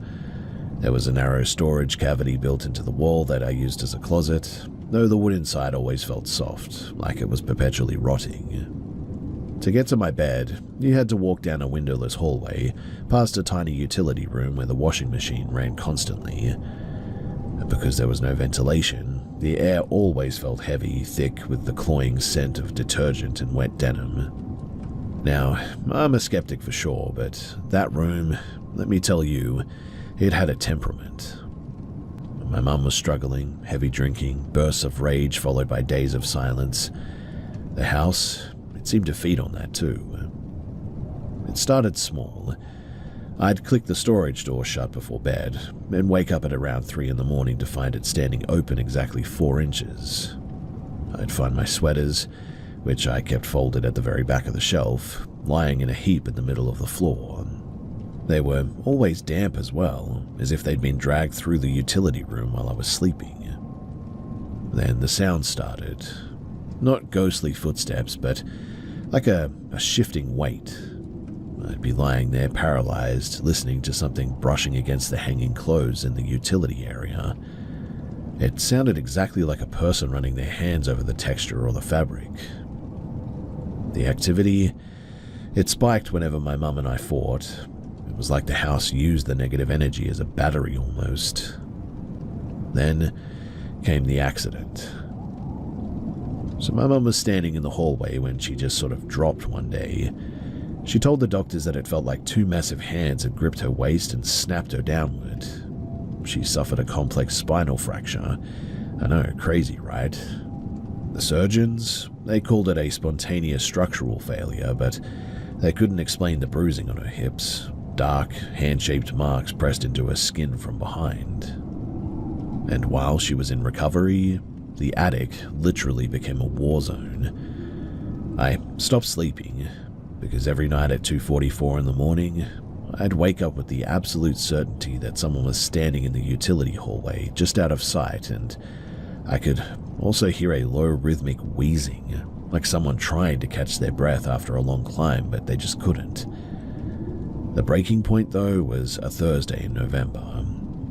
I had two large metal drying racks in the narrow hallway, loaded with heavy winter coats. They were sturdy, wide-based racks. And around 3 in the morning, a sound like a car crash erupted in the hallway. I sat up, heart hammering, as the sound of screaming metal echoed off the sloped ceiling. One of the racks hadn't just tipped over, it had been hurled across the doorway. The legs were twisted into the frame so tightly as well that I was literally barricaded inside. When I tried to squeeze out the next morning, after getting no sleep, my leg caught on a jagged piece of the frame, and it sliced half my calf open, a deep, ugly gash that required 8 stitches in the end. My dad came over that afternoon to help me dismantle the rack. He's a practical guy too, but he turned pale when he saw the metal. The heavy aluminium poles had been sheared in half, and I mean, they weren't just bent, they were snapped and twisted like someone had used a massive pair of pliers and just went at it. He pointed to the floor. 3 deep triangular gouges had been ripped into the hardwood where the rack had been standing too. Final straw, that was a week later. So, my mum had been at a rehab facility, and I went back alone to grab some books at one point. As I reached the top of the stairs, I was hit by a wave of cold, stagnant air that smelled like old copper and wet salt. I didn't see anyone, but I felt a sudden, overwhelming compulsion to look down. My cat was at the bottom of the stairs, back arched, letting out a low guttural hiss that I'd never heard before. She wasn't looking at me. She was looking at the ceiling directly above my head. I didn't grab my books. I didn't grab my coat. I just turned and ran, and as I hit the stairs, I heard the storage cavity door in my room slam shut with enough force to crack the wood. And after that, I never spent another night there. I moved my stuff out in broad daylight with some friends one day, and I still have a faint scar on my calf from where the cut happened. On humid nights, it even itches sometimes, and it always reminds me of my time there and what happened.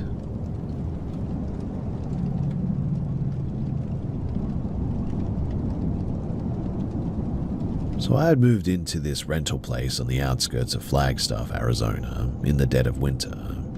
It was a small, weather-beaten A-frame cabin that sat about 60 yards back from the main road, tucked deep into a natural depression in the land that made it completely invisible from the street.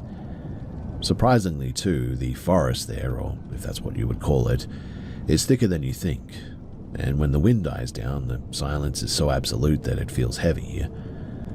The gate at the end of the drive was a massive weathered wooden thing that didn't actually latch. It usually just sort of leaned precariously against a cedar post, acting more as a visual suggestion of a boundary than any real physical barrier. Now, about a month into the lease, the 3 a.m. wake-up started.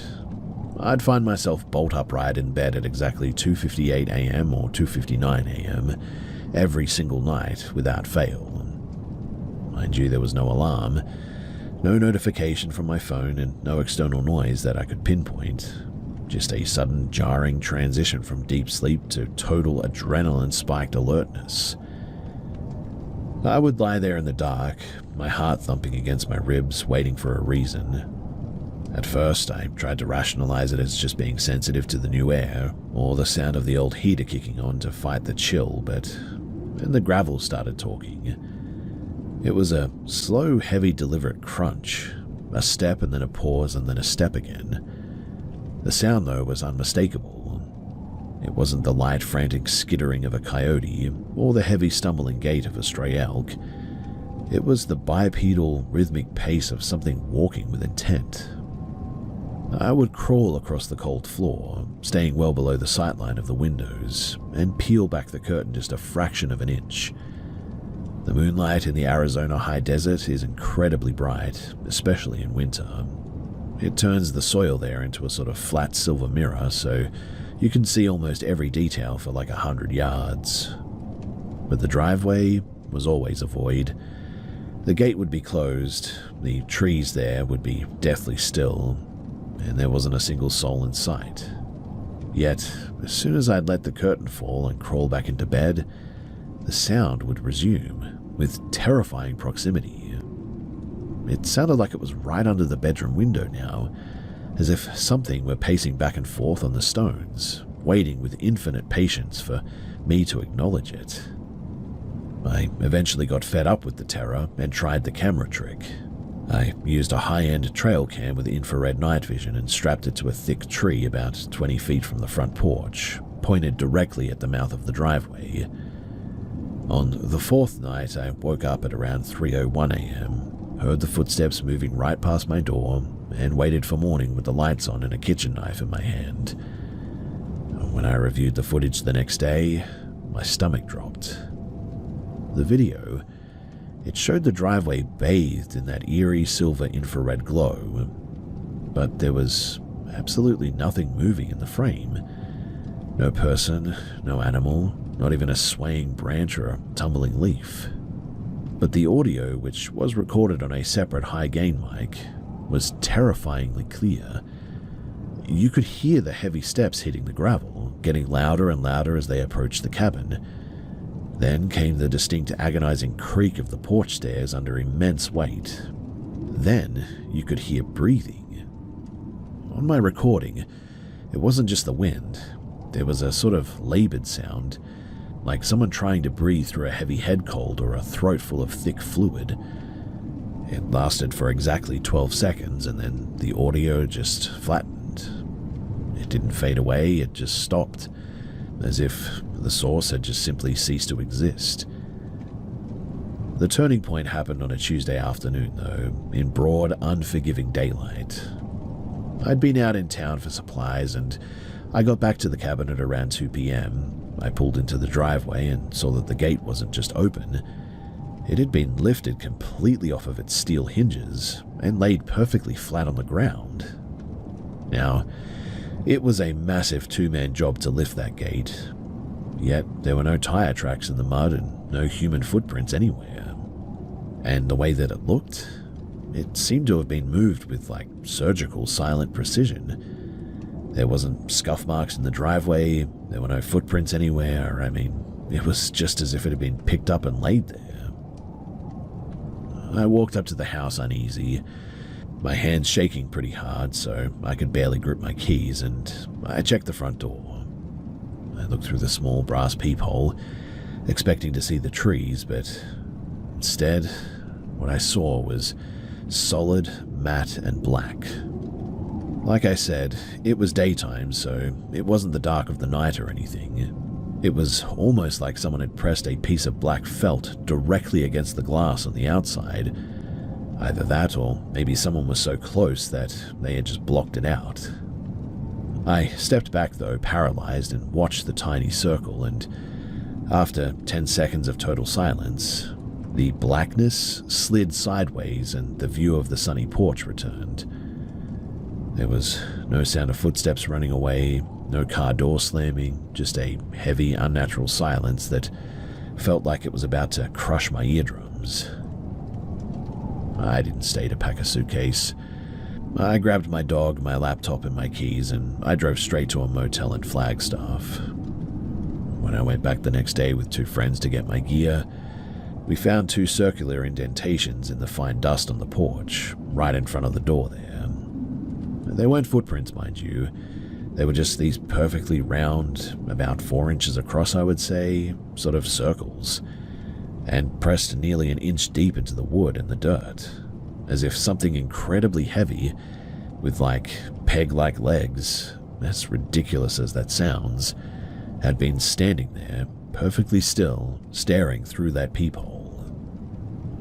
I still find myself waking up at 3 a.m. every few weeks, listening for the sound of the gravel, even though I live in a high-rise now. Thankfully, I don't hear it anymore, and so I can just go back to sleep.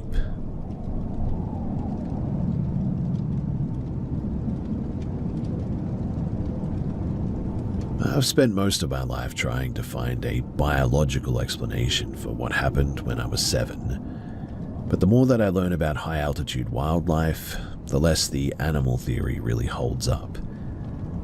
It was 2012. My family had just moved from the Philippines to a pocket of land. We lived in a high-elevation area where the pines grow so thick that they actually muffle the sound out there. And at night, the darkness wasn't just black. It felt heavy, like it was pressing against the house because there were no streetlights out there. Our rental was a single-story ranch with massive floor-to-ceiling windows. At night, with the interior lights on, those windows became mirrors as well. You couldn't really see the forest, but from the outside in, the forest could see you with perfect clarity. Now, one night during dinner, I saw a reflection in the glass that didn't really belong. Standing near the edge of our gravel driveway, just where the kitchen light died out, was a shape. It was incredibly thin, not like a person at all, but more like a starved animal standing on 2 legs. It was ash pale and completely rigid. My dad looked, called it a trick of the light, and pulled the drapes. But as he pulled the fabric shut, I saw that the shape wasn't there anymore all of a sudden. It didn't seem to have run anywhere. It was almost like it had just vanished between frames. So after I went to bed, I heard a sound against my bedroom window. It wasn't a knock, it was more like a dry sliding friction sound, like a piece of stiff parchment being dragged across the glass or something. Then a series of very light rhythmic taps. I called for my mum, scared, and the second that I spoke, there was a heavy dull thud against the exterior wall. Not a slam, but like a vibration that felt like a massive weight had leaned onto the house. My parents came into my room and turned off the lights. We sat on the floor in the dark, and that's when the perimeter check started. We could hear this thing moving outside. Whatever it was heavy, and it didn't sound 4-legged. It sounded a bit like a person maybe, but fleshy. I know, that's really weird, but it was like a flat sort of thumping fleshy sound. This thing circled the house 3 times by the sounds of it.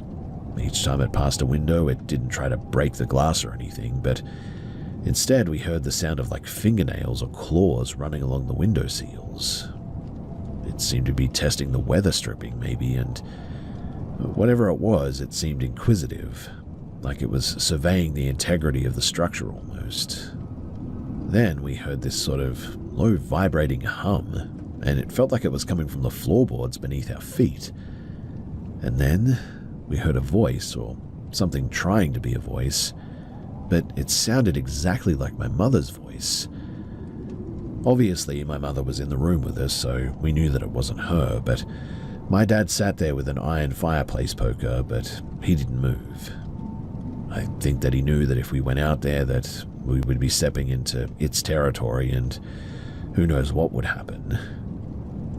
We sat there for hours and just listened to this thing moving around the house, and eventually the sun finally began to bleed over the ridgeline. When it did, the sounds just cut out. There was no final tap or scratching or anything. It just stopped, and we waited for, I would say, maybe 30 minutes before we went out, and we didn't see anything. When my dad went out to check the perimeter, he didn't find any footprints. He found a little bit of disturbed patches of dirt right against the foundation where maybe something could have been standing. But the most unsettling part were the windowsills for sure. There were these long, oily streaks in the dust. Something had reached up and wiped the dust away in thin 6-inch lines. And on the back door, there were these gouges in the oak, right at eye level. They weren't claw marks or anything, they sort of looked more like someone had taken a chisel to it and tried to peel the wood back to see what was underneath. We moved out 4 months later after that. My dad never actually talked about it again, but until the day the moving truck arrived, he never let us turn the kitchen lights on after sunset and never let us outside too. I still live roughly in the same location, but nowhere near that place, and sometimes I wish that I could go back and investigate what that was, but then again, it was a terrifying experience, and I don't know if I want to risk that.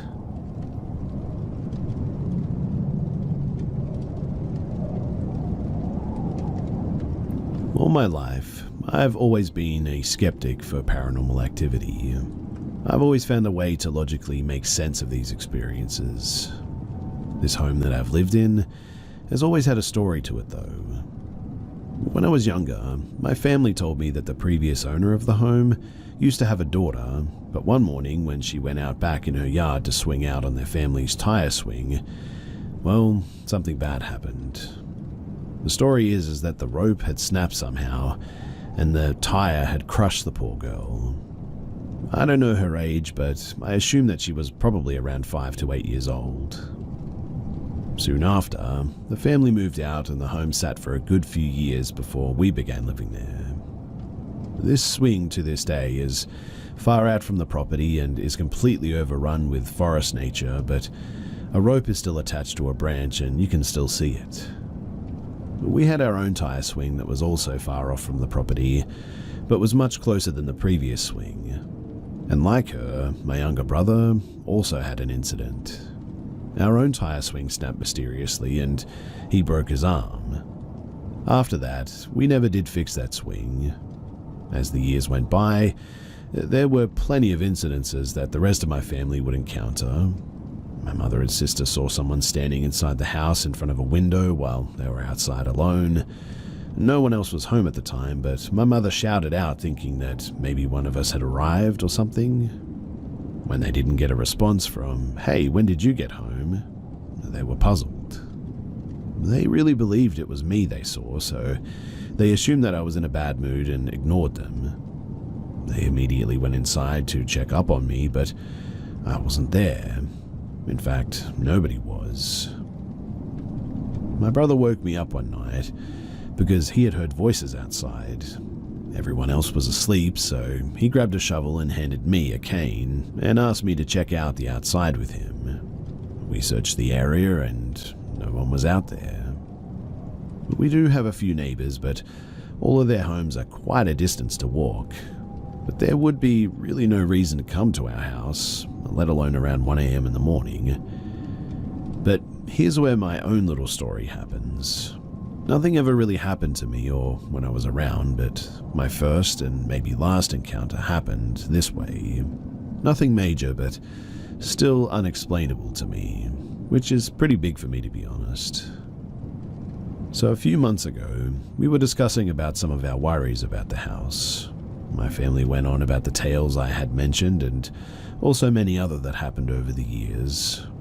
I explained to everyone that maybe they're just buying into the creepy stuff a little too much, and so their brains are leaning towards these experiences being paranormal. They think they saw a shadowy figure walk by every now and then because they're so open to the fact that the house is haunted. They truly believe the house is haunted by a demon or by the devil himself. We went our own ways after breakfast. Everyone in the house had errands of their own to run that day, and I was left alone in the home. I've been home alone plenty of times and nothing has ever happened. And after everyone left, I went into our garage because I like to store things in there like books and, well, mostly junk that I keep because they have sentimental value. I left the door cracked open because it's a bit hard to close. I'm a bit lazy, so I didn't want to struggle to open it this day and close the door a second time. It's not a lot of effort, but I'm just a bit lazy. For some reason, though, I had the feeling like someone was behind me. I turned around, and the second that I did, I heard the door close. Immediately, I thought that I was getting pranked because we were talking about spooky stuff earlier. I immediately ran up to the door. I gave it a push, but it didn't open. I realized then that the door was completely closed, even though I left it cracked open. So, using a minimal amount of effort, I pushed open the door and shout, "Really, guys? Trying to scare me?" But I looked around that house, and I can assure you that no one was there. I had my things around 6 feet away from the door, so no one could have closed the door and sprinted away before I could see them, or at least hear them run away. I wasted no time getting to the door in an attempt to catch the prankster in the act, so the whole thing was very strange. My immediate thought was, maybe they're just fast. So I sprinted to the front door and looked outside to see no cars. No one was home. Again, I checked every room and every hiding spot that I could think of, but no one was home but me. I made myself a quick meal as I contemplated an explanation, but to no avail. I resumed the day like it never happened, but every now and then I think about that day. Was it a demon, like my family says? The devil? I recalled the story of the little girl who had died there, and I was around 8 when I was told the story. Now I'm 23. If she had anything to do with this, why now of all times?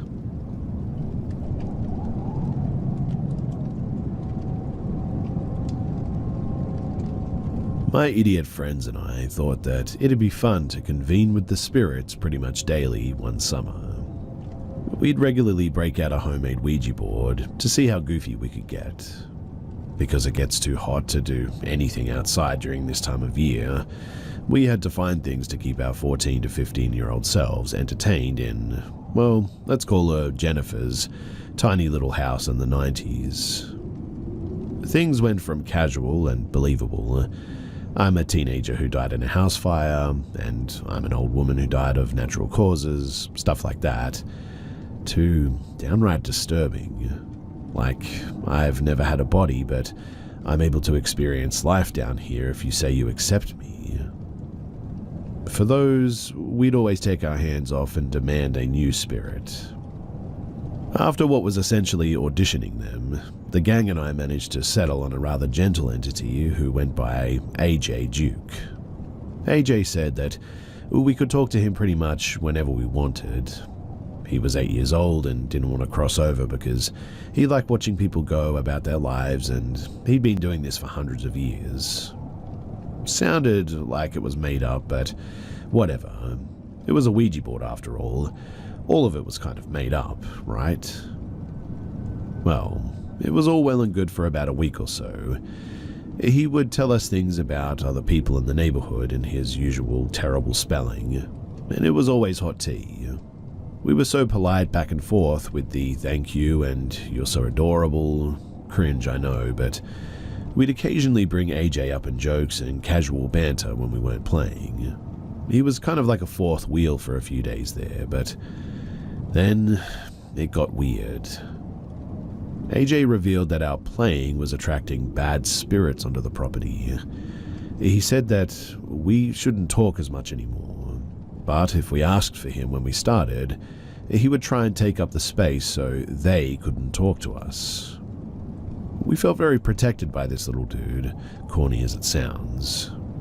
AJ was always around and game to talk when we sat back down to gab.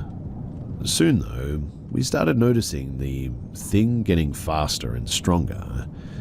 Our arms would feel pulled this way and that, and go to letters faster and with incredibly skillful precision. Increasingly, we'd end up putting the board away because the vibe started to feel super sour in the room. It's gross to say, but the gentle aspect that we liked about this spirit was replaced with wording that was only better spelled but sexual and catty in nature. And even though we'd put the thing away once it got all weird, we'd always go right back later into the evening or the next day. It became sort of compulsive in a way. Anyway, one night, Jennifer's older sister stopped by to visit their mum, but decided to hang with us for a while. It was literally the first time she'd ever did this, and it felt really cool to have someone who was pretty popular in high school kick it with us. When she came into Jennifer's room and saw the Ouija board, though, she got instantly piqued. We showed her what we usually got up to, and she was skeptical at first. She said, "I'm going to go into the hall and hold some fingers up. Let's see if the Ouija board can get it." So she does it, and one by one, it kept nailing it. You could see the smirk wipe off her face and go into something akin to fear at this point. Then you could see the fear go into a desperate curiosity. She sat down and played with us, getting some gossip about her parents' divorce that we didn't even think to ask about. It didn't take long for the sexual catty stuff to get cranked up again. She was looking at us with a face that also felt the air shift. When we did our usual bellyache and hands-off ritual over it, though, she protested. She thought this was when it really gets interesting. And what did that thing suggest we do not 5 minutes after we decided that she might be right? It suggested that we hold a seance. And you can probably guess what gang went along with it because cool big sis got super excited at the idea. So we did. The board told us to get into a circle and to hold some hands, then call for a spirit to appear.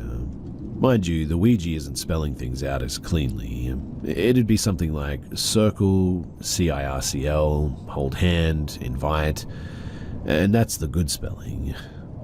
Anyway, we do as instructed. Nothing was happening at first, in spite of Big Sister's insistence that if you're there, show us a sign on repeat. Still, our big round eyes would look around at each other.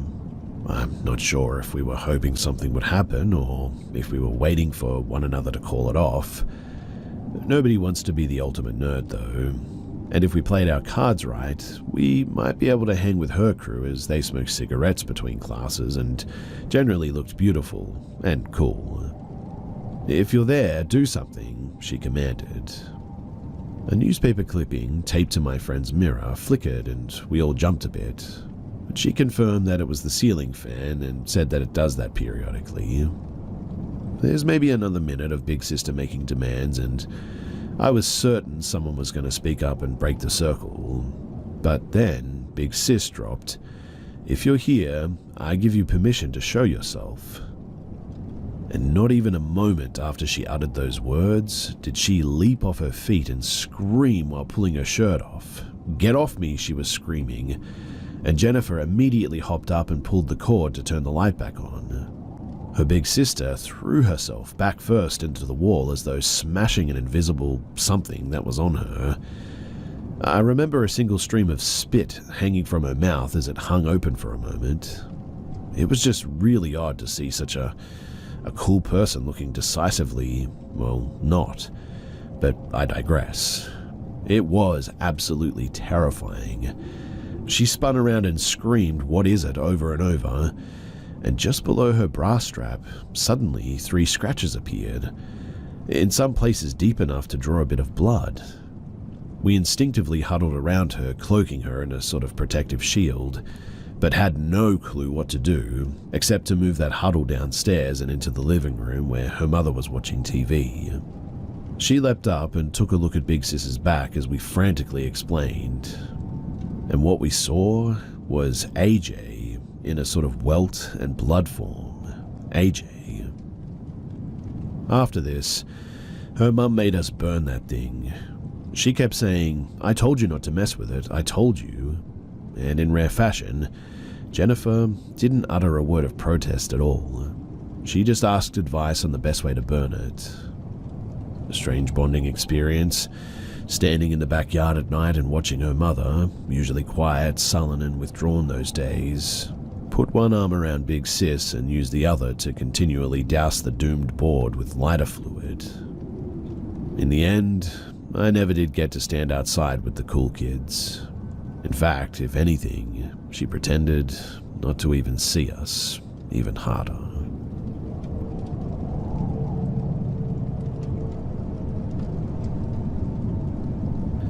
So full disclosure, I haven't told many this story and, well, after typing it out, it sounds really out there, I realize that. I've had several paranormal encounters over the course of my life, but this one was the first.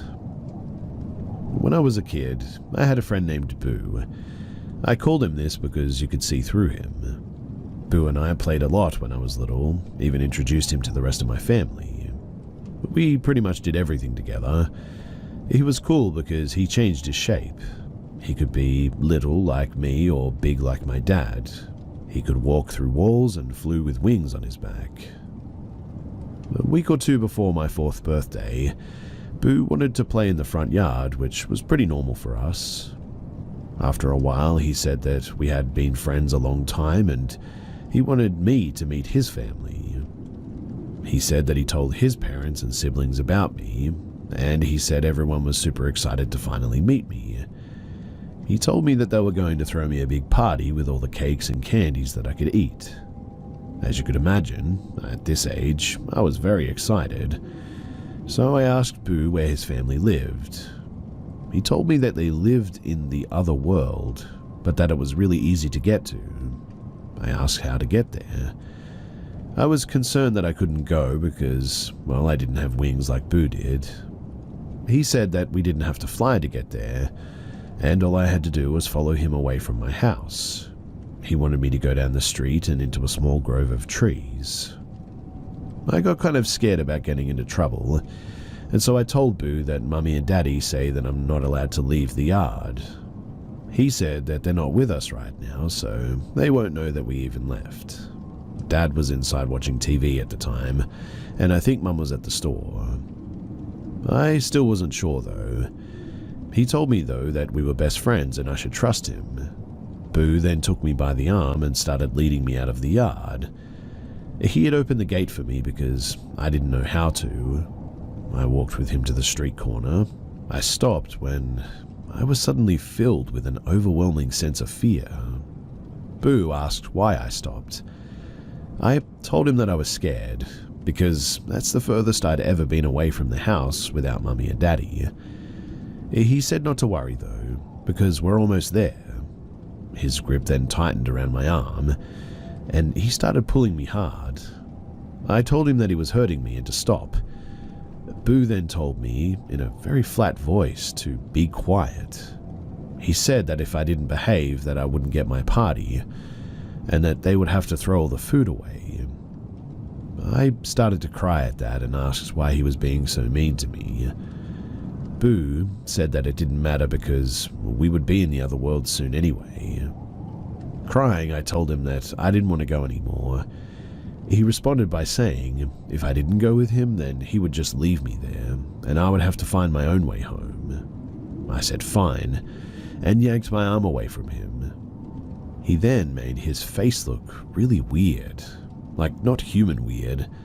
There were shapes that shouldn't be there, and parts of it were really sharp. And then all of a sudden, he just disappeared. I did make it back home and sat on the porch and cried. Boo was my best friend at the time. I didn't understand why he was so mean to me. A few minutes later, though, my mum returned from the grocery store and asked me what was wrong. I told her everything about mine and Boo's fight. She looked back, though, and saw the gate was still open, and reminded me that I wasn't allowed to go outside without her or my dad. My father also got into trouble for not keeping an eye on me. But that wasn't the last time that I saw Boo. He was never the same after that, though. He kept being kind of mean to me, and one day I told him that we weren't friends anymore, because friends aren't mean to each other. So I told Boo to leave and to never come back. And after that, I never did see him again. Years later, my mum told me how scared she was after I told her about what happened, because she said that gate was open that day when she got home from the store, and she knew that I was much too little to open it by myself.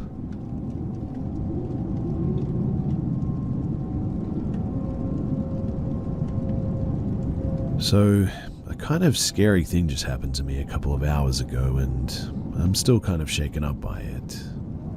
A woman was knocking at my door, and when I answered, she said that she heard a child screaming and an older male yelling. She told me that it was super loud, and she heard an older man saying something along the lines of, "People are looking for you now." I live in a duplex with my boyfriend and dog. We live on the main floor, and we have a neighbor who lives by himself in the upstairs unit. We have absolutely no children.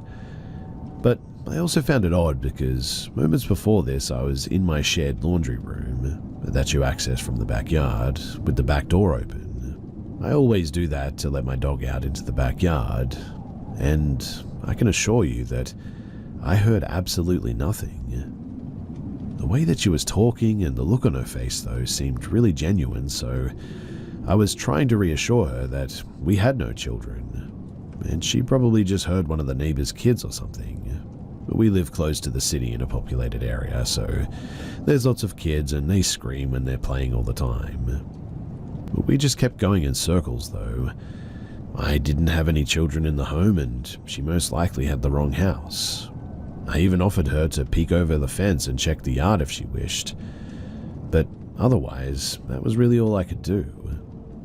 But when I'd say these things, she'd just stare with this accusatory look in silence, then start up again on what she had heard.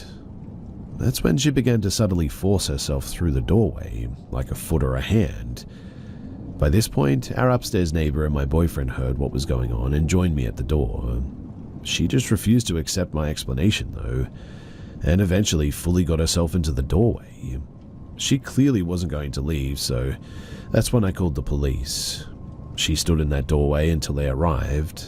After the cops talked with her and asked us questions, we found out that she admitted to using meth earlier that morning. So they told us that she was just experiencing hallucinations due to coming down from that. But they had to keep telling her that you're free to go now, and she very hesitantly left. She kept turning around and looking at the house, so the cops even hollered out, "Let's just do a quick check," to make her believe they searched the house. And I know that this could have been so much worse and isn't the craziest thing, but still, I'm really nervous that she's going to come back, and I can't stop checking my windows. Plus, someone that high on meth, well, they can't be the safest, right?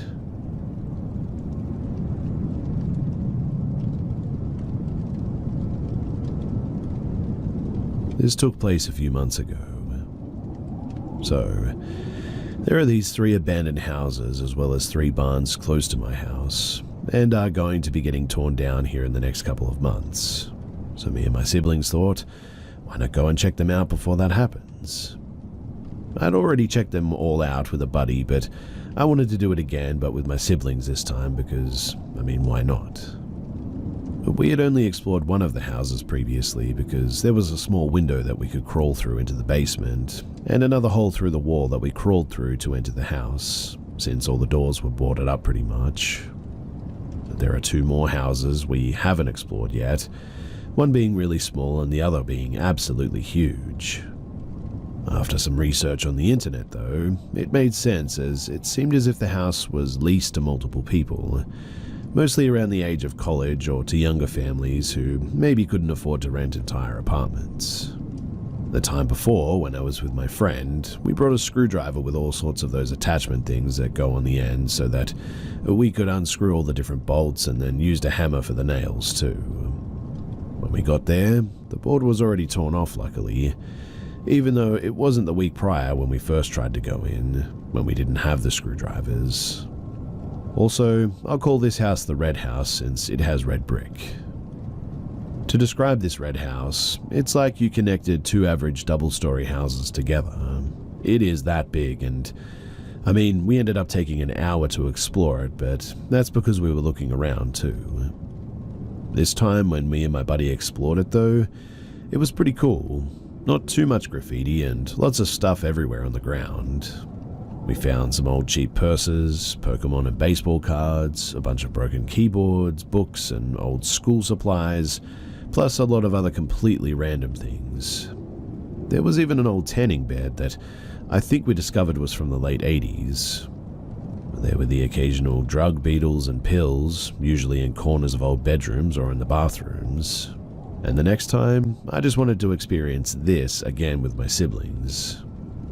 This time, it was night when my mother was asleep, so we could actually get away with it. I dropped them off in my car and I drove half a mile to a trailhead where I could park my car and it would be hidden. I then rode an electric scooter the half mile to where they were so we could go in. Now, there was this gate that we had to go over since there was barbed wire, and so I folded up the electric scooter and hid it in the tall grass. This road behind the gate, it led to the first house that we had already been in, so we were just trying to go to the big one. From here, you have to walk pretty far through this tall grass to get to the red house. As we approached it, we finally turned our flashlights on and then entered this house. Last time, me and my friend were calling out to make sure nobody was inside, but this time it was nighttime and I didn't want to risk somebody calling the cops since they heard yelling near the abandoned houses at like 2 a.m. Regardless though, it was a stupid decision. In any case, we made our way in and we looked around. I think it's also important to note here that this isn't the front door, it's actually the back door. One of 2 back doors, in fact. The house is on a hill, so from the road, it sort of looks like 1 story, but on the other side you can see that it's definitely 2 stories. This back door is in the very corner of the house, so you sort of explore from one end to the other. As we walked through, I could have sworn that I heard some light footsteps.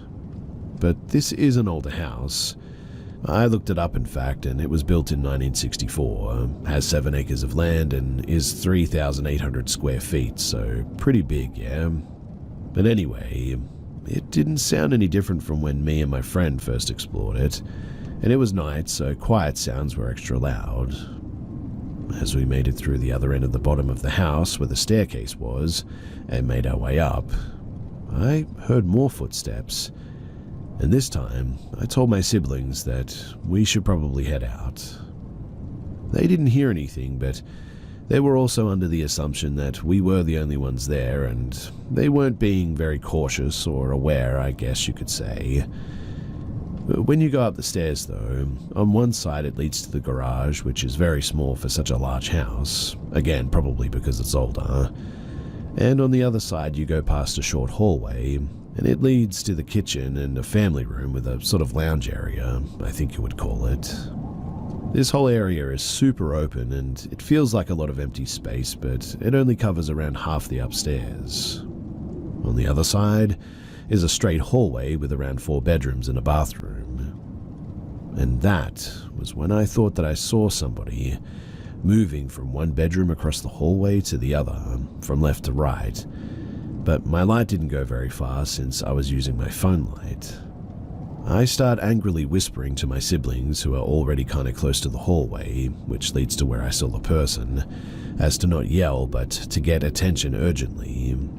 They ignore me though, which really ticked me off, and I quickly walk across this open area to try and maybe yank their arm, until this time we all hear something drop. In my opinion, the guy dropped it on purpose to let us know that he was there, but after this next part, really, I'm not completely sure. Immediately, my siblings and I jump. It sounded like a bookshelf was knocked over or something, and since it was really loud and heavy, as we could feel the ground vibrate as we were upstairs, it was now confirmed that somebody was definitely there with us. We turned around and started running to the staircase, which is pretty much in a straight line. The bottom floor sort of zigzags around until it leads to a hallway that goes straight to the other side of the house. As we make our way around the zigzag rooms, and make our way to the corner with the hallway, we start hearing running upstairs towards that staircase. Obviously, we're already running, so we don't slow down. We turn the final corner and make our way outside, where I run in a straight direction and then to the left in an attempt to hide in the tall grass, which also has a direct line to the other side of a huge grass area to where the gate is.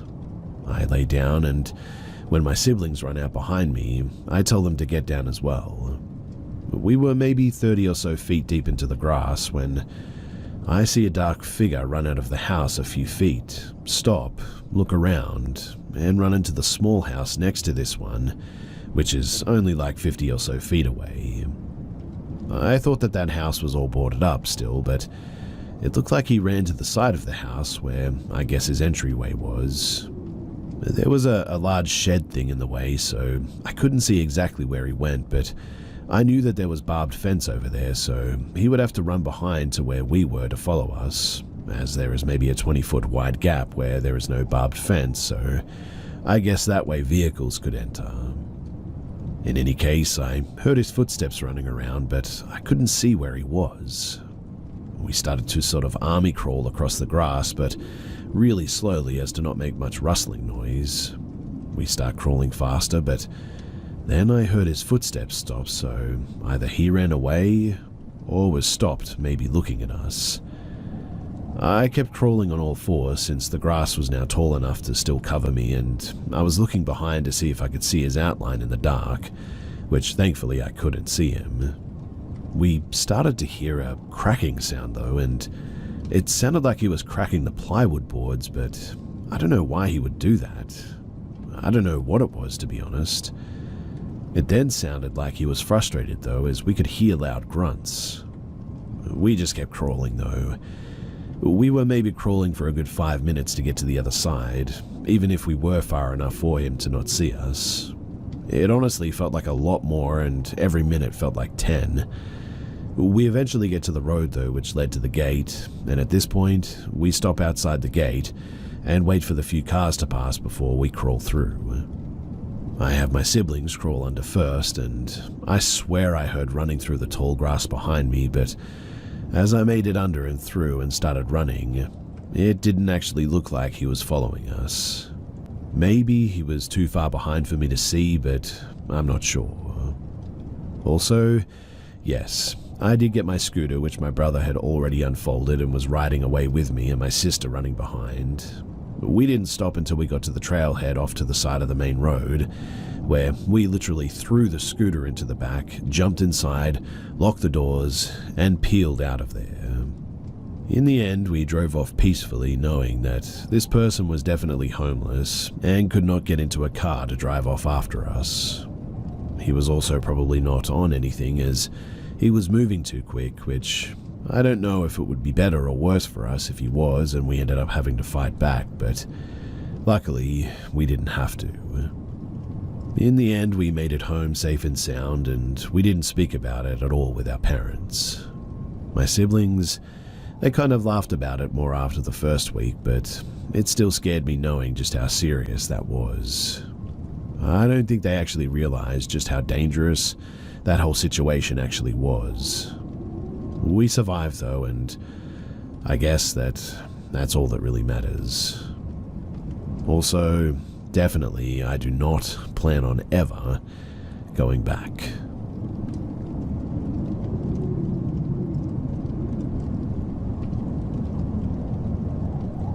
This happened almost 3 years ago.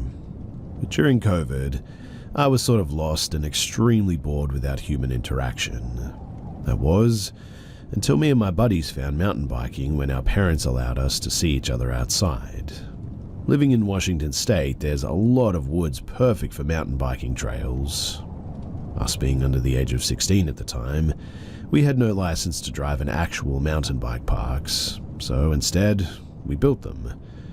Apart from the one trail already near our house with a 30-foot gap jump, which was way above our skill level at the time, we wanted to make something new. Basically, there is an entrance to this trail near my friend's house, and you walk down it a ways until you find the normal trail. To get to our trail, You find this one spot on the trail that turns 90 degrees to the left, but instead, you go to the right of the trail through all this mud, weave between these fallen trees and tree branches, and from there, you go right where it sort of curls around until it goes straight again. From there, you go straight through this small pathway, which is still hidden from all the ferns, until you reach this abandoned forest road. Now, you follow this forest road down, which goes for about 80 yards or so. It's also covered in huge amounts of mud, and if you were there, you would see all the clumps with our footprints going about 6 or maybe even more inches deep, especially in some spots where it's extremely deep. But there are more fallen trees on this forest road, but if you continue to make your way down until it sort of stops, and then go off to the right and walk around this hidden pathway that weaves and curls all around this huge area of ferns for maybe another 60 or so yards, you finally reach the bottom of the trail that we made. It probably takes about 10 minutes to get there, but around 5 on a good day where it isn't wet, like during the summer. Essentially, you have no reason to be there unless you're either lost, which is almost impossible to do unless you purposely wander off the trail, or are looking for it. And on this particular day, my buddies couldn't go out to help build, so I decided to bring my younger siblings along. The only reason I felt scared going alone was around a week earlier, me and one of my friends thought that we found a cougar den with some scat nearby in a few spots. I also just didn't want to be alone that far out. My sister decided to come with, but my brother, I guess, had a friend who he was going to hang out with or something. Anyways, me and my sister ride our bikes there, carry them through the hidden area, and throw them off into some fern bushes right before you get to the forest road. From there, we went down that long trail. The main reason why I was out there was to be sure that no trees had fallen, because we had some extra winds the days prior, and so we knew that if we needed to bring some bigger saws to cut. And so if we could figure this out, then we would know if we would need to bring some bigger saws to cut them. There wasn't any damage, but around a week later, a tree did end up blocking the end of the trail, ironically. Also, it's probably important that I mention that it was a pretty rainy day that day. So, we were there for around 10 minutes while I showed my sister the trail, when all of a sudden I get this call from my mum telling me that my brother was asking where we were since he was going to come and find me. I guess he had a change of plans or something, but me being lazy, I told my sister to go walk back down and wait outside the trail entrance on the neighborhood to wait for him. This would also give me the opportunity to do some work while she was doing this. I called her every few minutes or so since my brother should have arrived, but he hadn't at that point. About 10 minutes go by, so she's been waiting for about a good 20 minutes when my mum called me again telling me that he had returned and couldn't find us. At this point, I was kind of annoyed, but I called my sister telling her to come back down, and to make sure nobody was around or following her for when she entered the trail, as to not give our spot away. I was waiting from anywhere between 7 to 10 minutes when I was wondering what was taking her so long. So when I walked over to the end of the forest road, and I saw her walking all the way on the other side, I was kind of relieved. She wasn't walking on the forest road yet, but she was perpendicular to it, walking towards it. From this angle, the bushes go from anywhere between hip to shoulder height, and so I could see her upper body with her hood on.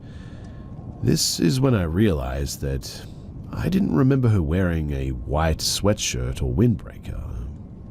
And once the person turned the corner, I could tell that it was not her at all, and was actually likely a grown man. I quickly backpedaled off to the side and down the hill a little bit behind a tree so I could call my sister. I was wondering where she was and if she had gotten lost because, after all, it's pretty hard to get to. I also didn't want this person to steal our bikes, and did I forget to mention my bike was over $2,000? Don't worry, I made it worth it for how much I ended up riding it, but it also was going to last a lifetime if properly maintained. Anyway, with my worries about my bike in mind, I called my sister, and the second that I heard the first ring, I heard a voice on the other side of the tree that I was hiding behind say, "What are you doing?" It was my sister. I quickly told her to get down as to not be seen by the person. I didn't want them to find the trail that we were building, as I didn't want to get into any sort of trouble, and I also wanted to keep it hidden. I also wanted to get back to the bikes, and she could tell by the panic in my voice that I was serious, and when I told her that there was a person and she looked, she said no, there isn't. I peeked over, and sure enough, nobody was there now. But I knew what I saw though, and so we made our way back, walking past where I saw the person. I was really worried the bikes would be gone by this point, so we trekked through the mud and my heart was absolutely pumping. And during this time, I just couldn't help the feeling of being watched. I could feel the adrenaline rush, and I almost knew that they were off in the trees, watching us. I was so distracted thinking that they were going after the bikes when I saw them disappear that I didn't even think that they would be hiding. Thankfully, as we made our way down the trail while acting as calmly as possible, we arrived to see the bikes, which were still indeed there. At one point, it did look like there was a different shoe print though, because it was slightly larger and differently shaped, but it was hard to tell in this area. Now, we made our way all the way back, and while I constantly looked behind me making sure that we weren't being followed, I could have sworn that I heard things and saw things out there in the forest. Towards the end, where the trail splits off and leads to the neighborhood, there's a short but wide wooden bridge which is covered in dirt. Thankfully, since it was raining and you could easily see footprints, I could see the extra pair. You could vividly see my first set of footprints to get to the trail, as well as my sister's, with an additional set of her footprints going back and then returning, and then a shoe print on top of hers showing that it was most recent. This confirmed my sighting. My heart dropped once again, and we quickly got out of there, still making sure that nobody else was behind us. When I got home, I didn't hesitate to tell my parents, who only told me that the next time that I need to be with her at all times. I could tell that they partly didn't believe me or thought that I was just over-exaggerating or something. All these questions, though, went through my head. On one side, we live in a pretty nice neighborhood, and even if it was a random person who didn't live there, why were they there? If they were maybe worried about why a random little girl was wandering off in the trails, why did they even bother following? And when they did, why so far behind and so creepily? Why not call out? If it was a worker, why were they wearing what they were wearing? Wouldn't there have been boot prints? Wouldn't they be wearing a vest or a helmet? A truck parked outside the trail. Wouldn't they have something else with them? And why hide like that? If they thought that she was alone originally and they walked past two bikes, why didn't they keep going? It wasn't until they must have seen her talking to me or just saw me when they hid. Why did I feel like I was being watched when I was under the assumption the person was off stealing my bike and not even near us anymore? Why the footprints entering but no going back? Why is someone hiking in an area like this in that attire? How did they even find the area by themselves? They definitely found it because of my sister, and when they did, they followed? When they saw how hard it was to navigate, why keep going? Why feel the need to hide from two younger kids as well? And most importantly, what would have happened if I wasn't there at that point? Anyways, I feel the need to explain some more details too, because the footprints were maybe half an inch to an inch bigger than my shoes. My shoes were smaller at the time since they were beaters, but regardless, my guess is that this person was anywhere from 2 inches shorter than me to 2 inches taller. I never got a good look at their face, but they were definitely white or had lighter skin. I'm going to be honest and tell you that the person wasn't huge or massive, trying to make it sound more scary than what it is, but they definitely did fill out their sweatshirt or coat, so they were pretty stocky, but definitely much bigger than me at the time as well. At this point in time, I believe I was around 5'8" and maybe 130 pounds, so pretty small. It's also important to note that, I don't know, maybe the person was innocent, but the whole situation seemed very fishy. And like I said, I always wonder exactly what would have happened to my sister if I wasn't there that day.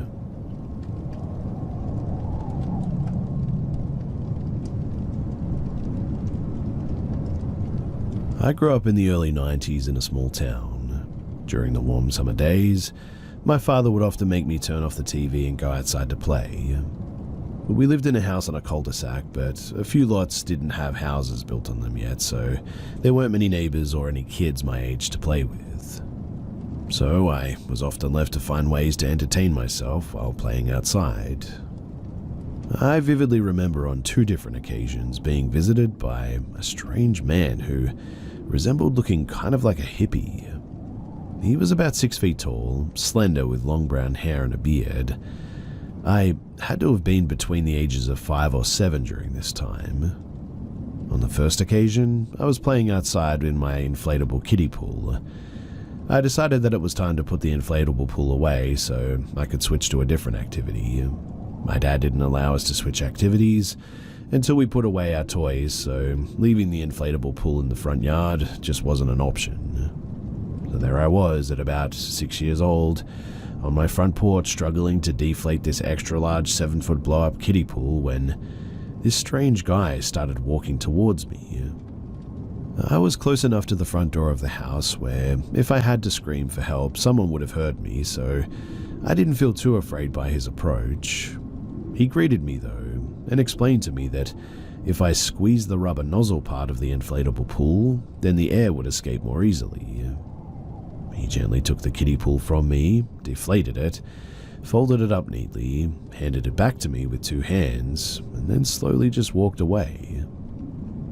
Obviously, that was a bit weird, but about a year had gone by and I was out playing again, this time riding my bike. At some point, my chain had popped off my bike, so I walked my bike around to the backyard in the shade so I could try and put the bike chain back on into the gears. About 10 minutes later, I saw that same hippie guy walking down the driveway into my backyard. My first thought was, how did he know that I was even back here? My second thought was, why is he so comfortable walking into our backyard with my dad in front of the yard mowing grass?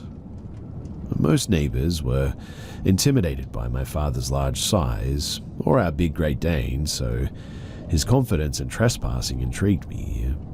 He greeted me again the same like before, then knelt down eye level to me on the opposite side of my bike, and proceeded to reset the chain on my bike. I thanked him for his help, and he strolled off again. Later on that day during dinner, I questioned my father about the man who had walked into our yard and helped me to fix my bike. I figured my father had known the stranger since he allowed him to walk into the backyard to help me fix my bike like that. But my father told me that that was impossible because he had been in the front yard all day doing yard work and washing cars, and he would have seen anyone approaching the house since we lived on a cul-de-sac. I also confessed that it wasn't my first time meeting this man, and he had helped me out last summer with my kiddie pool. My father had a look of discomfort on his face and asked me what the guy looked like. It was a small town and everybody knew everyone, but he could not figure out who this guy could have been. My dad instructed me not to talk to strangers and to alert him if I saw the guy approaching our home ever again. But after that, I never saw the strange guy again. Fast forward to recently, a few weeks ago, I was talking to a close friend and randomly remembered those 2 visits from my childhood and shared the story with my close friend. After a few laughs, my friend asked me what exactly did the strange guy look like, to see if he had seen anyone that resembled him on any crime documentaries. I explained to him that the guy honestly looked like a white Jesus dressed in a linen button-up shirt and leather sandals. We laughed a bit more about the whole thing, and really, that was it.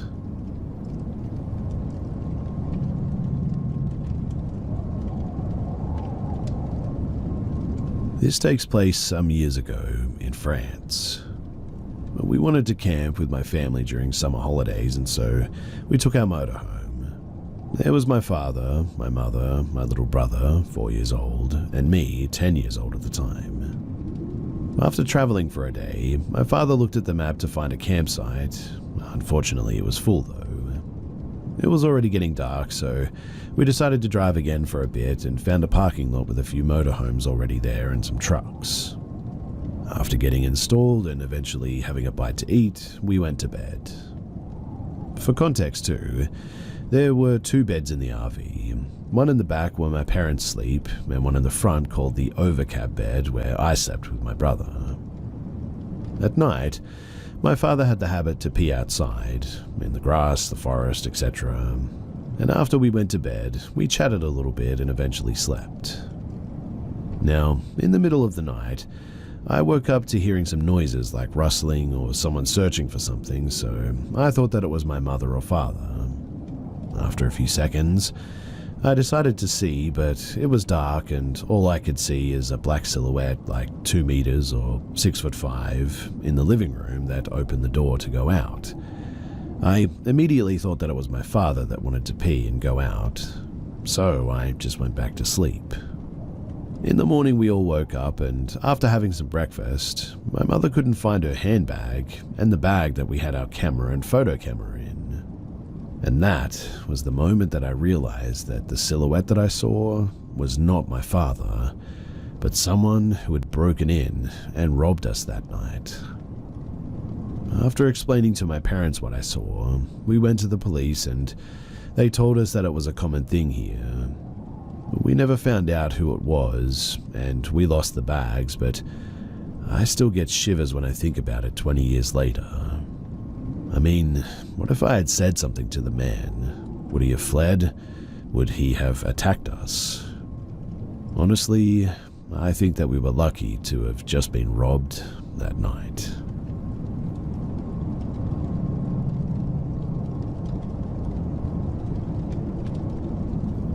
For my safety, I won't reveal which park system I work for, but it is important to know for this story that I, 19 and female, work a position at a Michigan nature park, not entirely dissimilar to that of a park ranger. My job duties usually include manning the entry booth, locking up the buildings at night, etc. And although not a usual duty, sometimes they ask me to walk or take a park vehicle through some of the trails, as I'm on the younger side but still have several years of experience at the park. I'm a relatively experienced outdoorsman. Now, I've had some odd things happen to me while on the job that I just cannot quite explain. I'm decently well versed in some areas of the paranormal, and although not entirely relevant, it's of note that I am also a Norse pagan, as a part of a family belief, and often wear protective symbols as well. To be honest, I've started wearing them more since these odd things have been happening too. I've tried looking into it myself, but overall I'm overwhelmed and not sure where to look, so a friend suggested that I share this here and, well, maybe get some help. So there are 2 things in particular that I want to ask about. I usually work the night shift, and this night in particular it was raining a lot and the conditions were getting unsafe. I was posted out in the booth, which is multiple miles from the office, so when things took a turn for the worse, my boss radioed me back. Some people who don't spend a lot of time in the woods, they don't realize how dark and deep the woods can actually get, much less in the dark at night. But I had a flashlight and the light from the booth, which gave me probably 30 feet of visibility. And when I went to grab my stuff so that I could lock up the booth and get to my car, I swore that I saw something that moved very human-like, but moved in a really odd way too. Like, the only way that I can describe it is as if a horse-deer hybrid tried to run like a person. But there were no people out there, and it was most definitely not a deer. I'm probably not describing it in the best way, but whatever it was very off. So I got to my car ASAP, and it didn't start right away, which was a bit odd, but not entirely out of character for my car, but When I turned the key a second time, I saw something out of the corner of my eye, and it looked like whatever it was had gotten closer. The drive goes without incident, but I'm still off about what I saw, and when I get closer, I radio in to see if they need me to pick anyone up. And the radio doesn't work right, which was definitely very out of character. I mean, these radios are designed to work in awful conditions, and I was the closest I'd been to any sort of signal in a while. I chalked it up to the weather and pulled into the office. But as I do, something runs past me. I didn't get a good look at what it was, but I can assure you that it was not a person. And I'm telling you that there's not an animal in the woods that I know of that looks like either of the things that I saw. And honestly, I just can't seem to shake this. The second thing that I would like to ask about is, this happened more recently and is what prompted me to finally reach out to somewhere like this. I was walking the trails for security purposes close to closing. We close at around 11 p.m. and start a final walkthrough around 9 p.m. We do this to make sure that no one's stuck on the trail or hurt, so they aren't stuck overnight when there's fewer staff and none that patrol those trails. So I was walking one of our trails and I was pretty deep in the woods already, as I'm a fairly fast hiker, and this is a trail that I know well as well. I was already about 2 miles into the trail when things started to get a bit weird. I hear a noise off in the distance, and at first I thought it could be a coyote or maybe an owl, so I pressed on. Coyotes stay off the trails, won't go after people unless they have dogs, and dogs are banned in the woods here anyway. And they know when we do our sweeps, so I wasn't too concerned. But then the noises got weirder. I'm used to the sounds of the woods, and I know the area and the wildlife very well, and I have never once in my life heard that sound before. It didn't come from any animal that I recognize, and it most definitely was not human. I've never aborted a sweep before, even when I've had coyotes nearby, but it just didn't feel right this day, and so I got out of there. But we're allowed to use our judgment in these cases, thankfully, so I didn't get in any trouble, but if anyone has any idea as to what either of these things could be, please let me know, and I would really, really appreciate your help.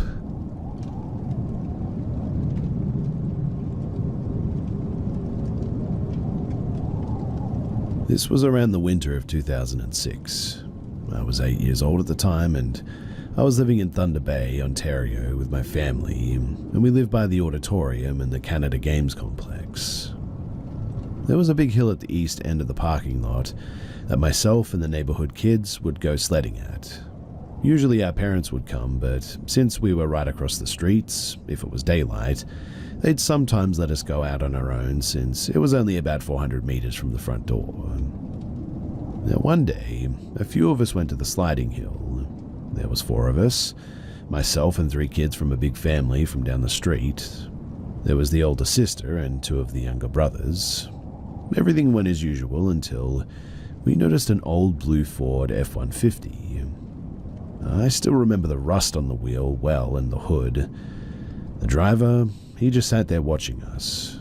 He was older, mid-40s to 50, dark grey shoulder-length hair and a salt and pepper beard. He was sat there smoking and watching us. We all immediately felt pretty creeped out and didn't take our eyes off of him. I would often watch a lot of crime shows with my mum at that time, and I could feel the hairs standing on my neck as I knew something was just off.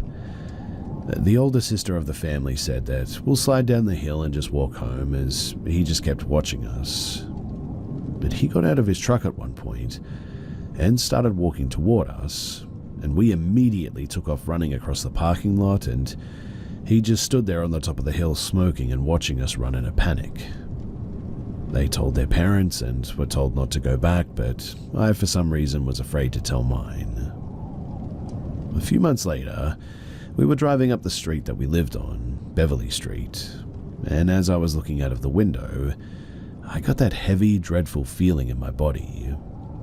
That was when I saw his truck in the parking lot of the apartments right next to the clinic that my mum would take me to, and the convenience store that I would bike to with some of the older kids in my neighborhood.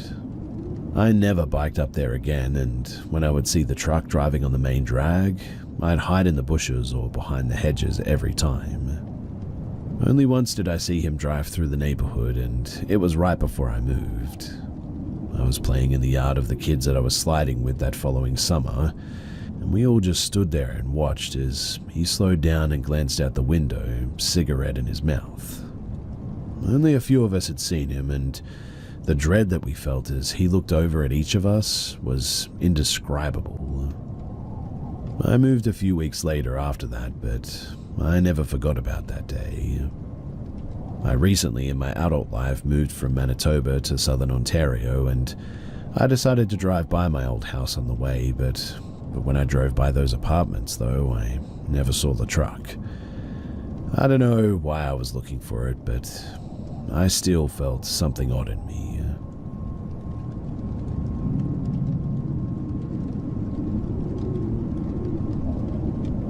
This was a long time ago, so I don't remember my exact age at the time, but I was very young, probably around kindergarten age.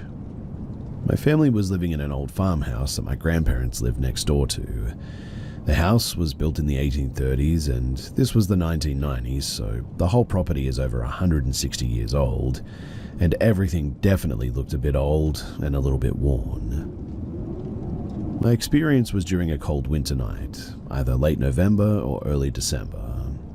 The sun is fully set and it's pretty dark. Being out in the countryside, there's not much light at night and it's dead quiet. My mum sent me to my grandparents to return some movies that I had borrowed. It was a pretty short walk, but I had to cross the farm driveway to get there, and that is where my oldest and most vivid memory takes place. I'm a child walking alone at night, even though now I know both my mum and grandma were watching me, so I was pretty scared. Once I got to the farm driveway, I remember feeling just not right. I wasn't exactly scared, but my anxiety was very high. I remember turning to look down at the barns and seeing my dad out in the workshop, and then I turned back to start walking, and that's when I saw the boy and his horse. I remember them so vividly. They had a pale off-white glow, but it didn't emanate from them. You couldn't see light on any of the surroundings, but the boy was wearing dark underwear with suspenders, a white long-sleeve shirt, and a hat with a white brim. He was holding the reins of the horse. I don't remember the horse as well as the boy, but I remember that it was fully saddled and looked healthy. I cannot remember the color, though. It was either white, brown, or a mix of that, like most horses, unfortunately. It for sure wasn't black, though, but he never moved from the spot that they stood.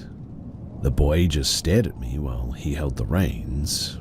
In fact, he didn't blink a single time. He just stared at me, face completely emotionless. I don't remember the moving either, but it was only seconds, but remember being completely frozen when I saw him, too scared to scream. Then I think my fight or flight kicked in because I bolted home and almost broke the door, throwing myself inside. The weirdest thing, though, was when I looked back, they were gone, like they had just disappeared into thin air. I told my parents, but they didn't believe me, and fast forward 10-ish years, something interesting happens. Same property, and my mum is running a daycare out of it at this time, and the boy and his horse is just something fun that I tell my friends when they first come over at this point. At this time it was daylight, and in the morning.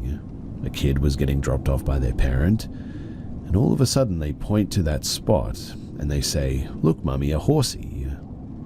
I didn't see anything when I looked, but my mum said that I went super pale, and I was pretty freaked out.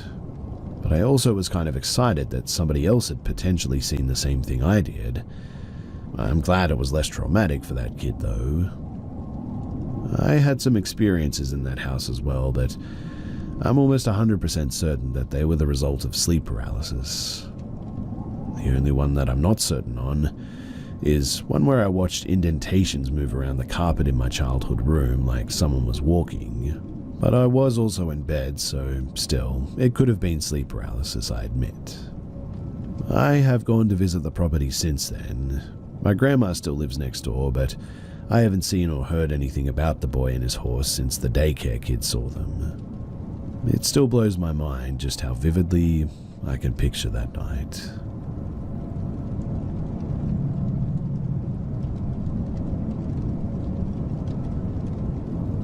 I recently went on vacation with my parents to a resort, and one night, my dad went to bed early while my mum and I sat outside and talked.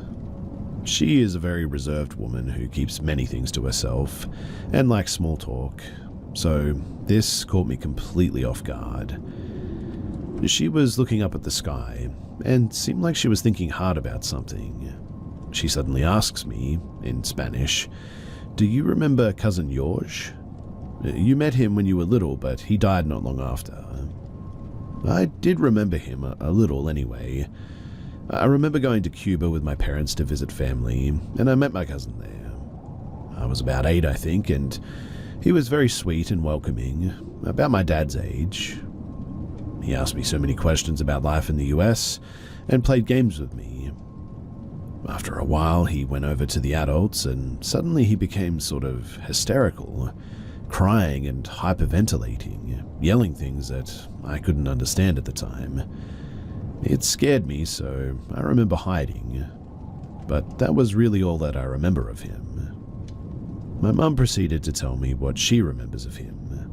This took place in Havana, where they're from. My mum said he was a completely normal person. We used to spend a lot of time together because he lived next door. He was about 10 years older than me, but he took me everywhere, running errands, hanging out with his friends. He helped people with housework and with livestock. There was never anything odd about him. Everyone loved him. Then, when I was about 7 or 8, he was 17 or 18, he had to do his mandatory military service, as every male did in Cuba. At first, he wrote me letters, but after a few months, those stopped. He would only write to his mother, and I overheard her talking to my mum and grandma Hilda about how something about his letters just didn't seem right. And then the letters stopped altogether. One day, I was at my aunt's, Jorge's mum's, and there is a knock at our door. I answered it, and there were 2 men in military uniforms. My aunt and my grandma hurried towards the door and told me to go away. I hid behind the hallway wall and listened. I couldn't hear everything, but the men said that Cousin Jorge was unwell and he was being sent back home. A couple of weeks later, sure enough, Cousin Jorge gets sent back, escorted by another young soldier who was his friend.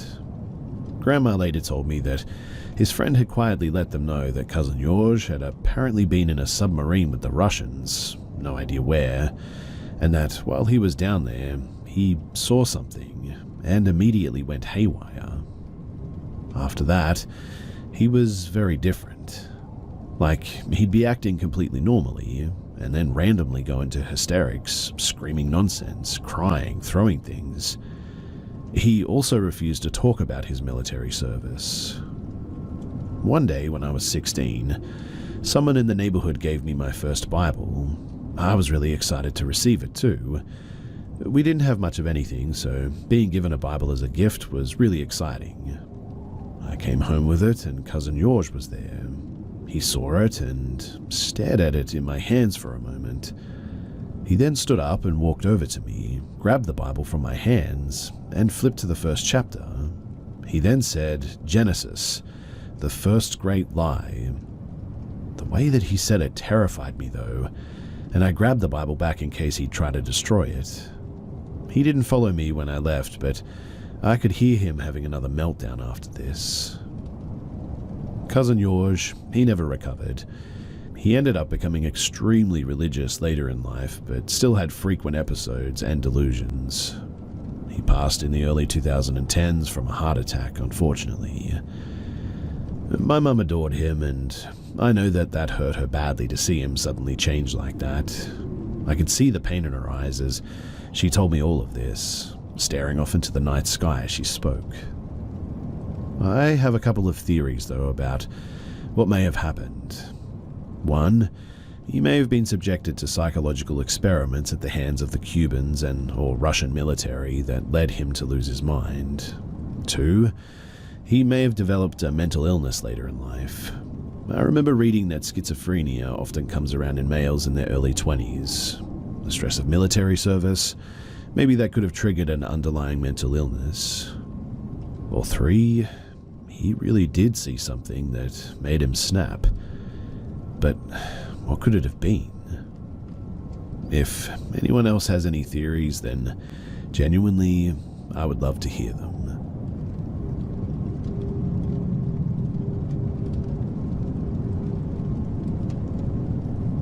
I'm a registered nurse, and in my career of floor nursing, I have many stories, as I'm sure that many nurses do. But one that always comes to mind is this. It was an older woman that, at the end of the shift, interrupted me while I was checking in on her. As she raised her shaky hand pointing in my direction, she said, "Could you please tell him to leave?" I turned around, just the empty corner of the room behind me, and said, "Who?" Dead serious, she repeated, "Him. Tell him to leave. I don't like him." I thought that this was strange, as she wasn't a psych patient, no history of hallucinations or anything. So I replied, "Ma'am, there's no one there. It's just you and I in the room." She kept staring in the corner. "No, there's a man in the corner wearing a dark hood. Tell him to leave." Well, I finished my shift pretty much then and there, and I went home. I came back the next week, and that patient was no longer in that room. After inquiring from co-workers, I found out that she had passed away 2 days after the night that she told me about the man in the hood in her room. And for whatever reason, I still get chills when I think about it.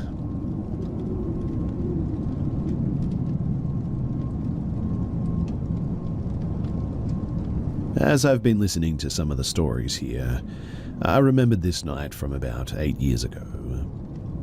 It was after 11 p.m. and I was taking my dogs out for their last toileting walk before bed.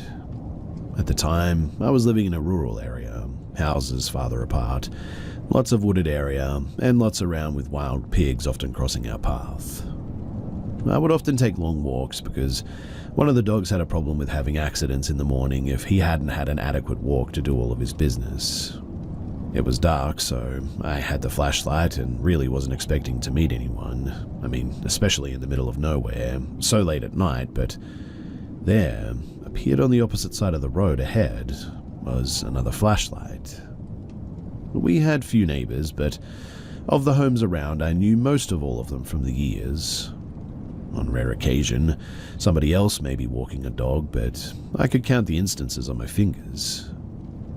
As I passed the other flashlight in the night, a tall, thin, pale man, who I had never seen before, crossed the street to my side and began to follow behind me. He yelled out, "Hey, I like your dogs, can I pet them?" I stayed calm, walking briskly, ignoring him. My house was close and I was almost home at the end of the walk. He continued to follow, yelling, "Hey, what's your name? I just want to pet your dogs."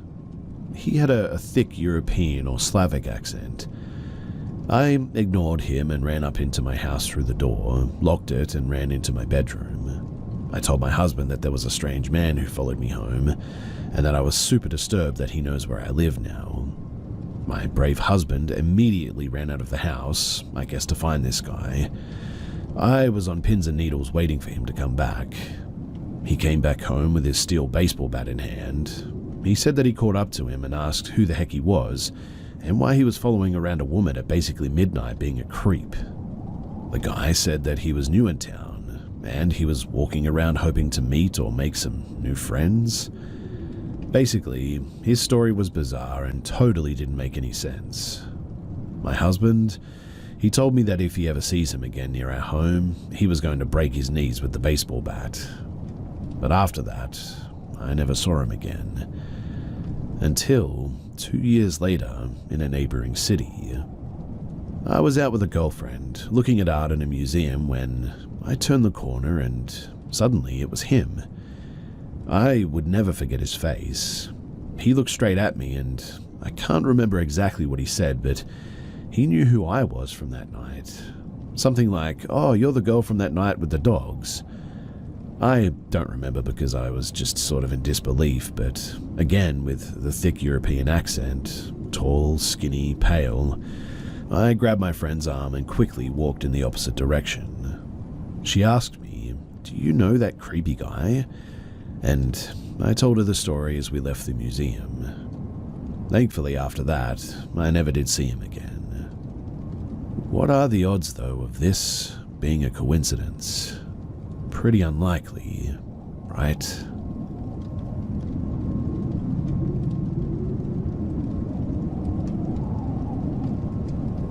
The first time I ever played with a Ouija board was when I was about 11. It was me and two of my friends. Their names were Katie and Taylor. Katie's older sister, Lauren, and her friend, Sam, had us come upstairs. Lauren and Sam had a talking board. Basically, it was a super girly looking Ouija board with a kitty on it. Katie, Taylor, and I laughed but said, "Okay, sure."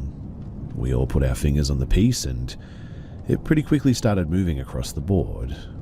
And it spelled out, "Run." My friends and I freaked out and yanked our hands back. Lauren and Sam busted out laughing. They said that they had moved it to just scare us. Katie started yelling at them as they continued to laugh at us, but it was about that time the bathroom light turned off. It made us all jump as it was the only light that we had on, and then it turned back on. Taylor spoke up and said, "Okay, you got us, we're done." But Lauren and Sam seemed genuinely spooked at this point. And then the planchette started to move towards me on its own. At this point, Katie, Taylor, Lauren, and Sam are all standing together opposite me. I say, "Haha, very funny. I saw that coming from a mile away." But when I looked at Lauren and Sam, all I saw was pure fear. They had no color in their faces and were just sort of staring at the planchette, wide-eyed. Sam finally spoke up in a very shaky voice and said, "No, that's not us." And then Lauren very calmly said, "Guys, go now." We all took off downstairs and out the front door. Taylor and Katie started yelling again, saying, "If that was you guys, cut it out and tell us the truth." But by now, Lauren and Sam were on the verge of tears and hyperventilating. That was when I glanced up to the bedroom window. I saw the light in the bathroom turn off, and then that's when I saw a small black figure about my size sprint past the window. Nobody else was in the house, though.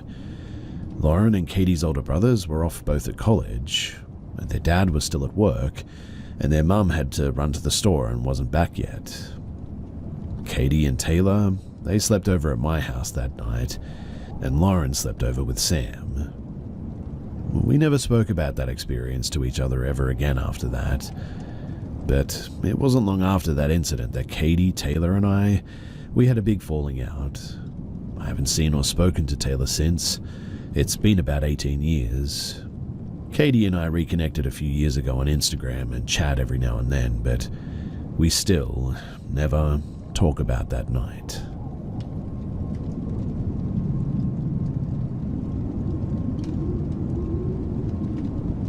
In 2018, I moved into a small 2-story property in England with my then boyfriend.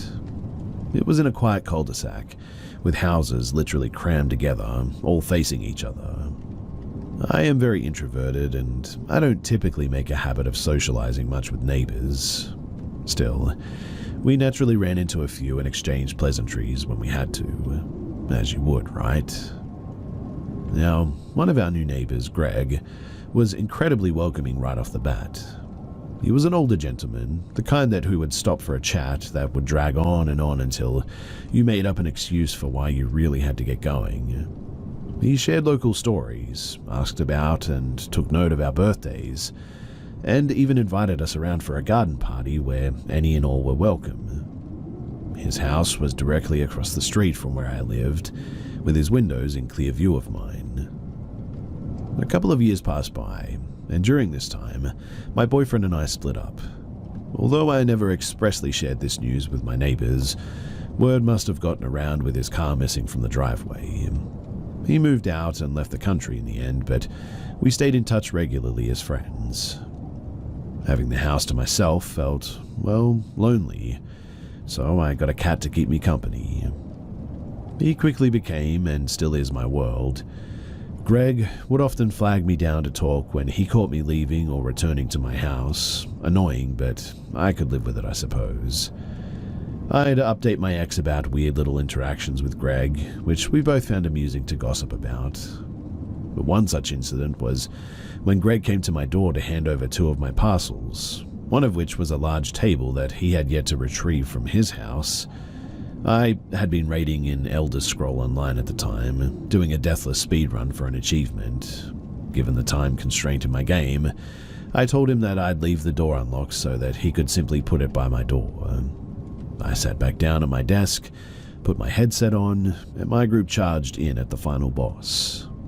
I heard my front door opening, followed by the sound of my large parcel being placed down. But then, footsteps approached me from behind. I peered behind me to see Greg standing there, eyes sort of fixed on me. For fear of disappointing my raid group, I continued playing until we killed the boss, and then took off my headset. Greg's face lit up, and he went on to tell me how amazing it was to watch me play. I got the impression that he'd never seen someone use a keyboard, let alone play games. He begged me to teach him and rambled on.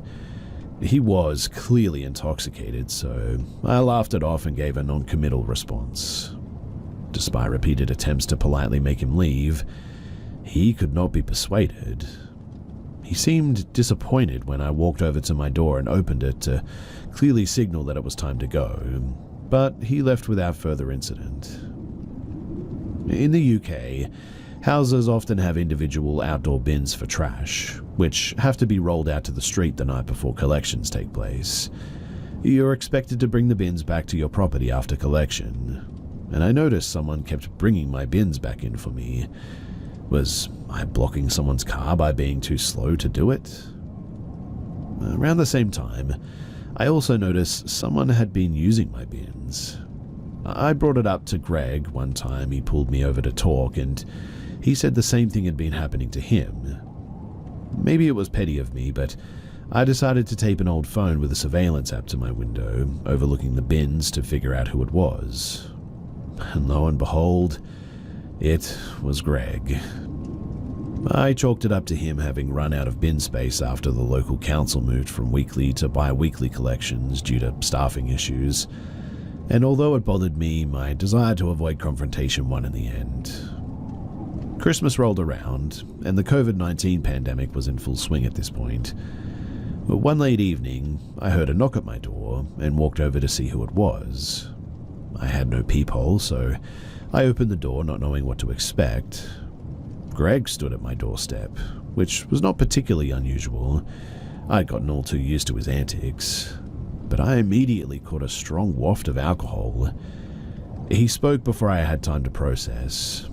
He told me that he had a Christmas present for me and handed over a red gift bag with colored tissue paper covering the contents.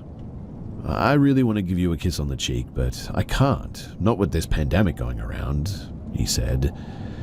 That gave me the heebie-jeebies, so I did all I could to politely end this interaction and retreat back inside. He held me up by rambling on about, well, who knows what, to be honest, but I firmly told him that I was busy and I needed to go. That's when he laid a hand on my shoulder, leaned in, kissed my cheek, and then walked off in the direction of his house. I closed the door and simply stood there for a few moments in shock. The present was odd, too.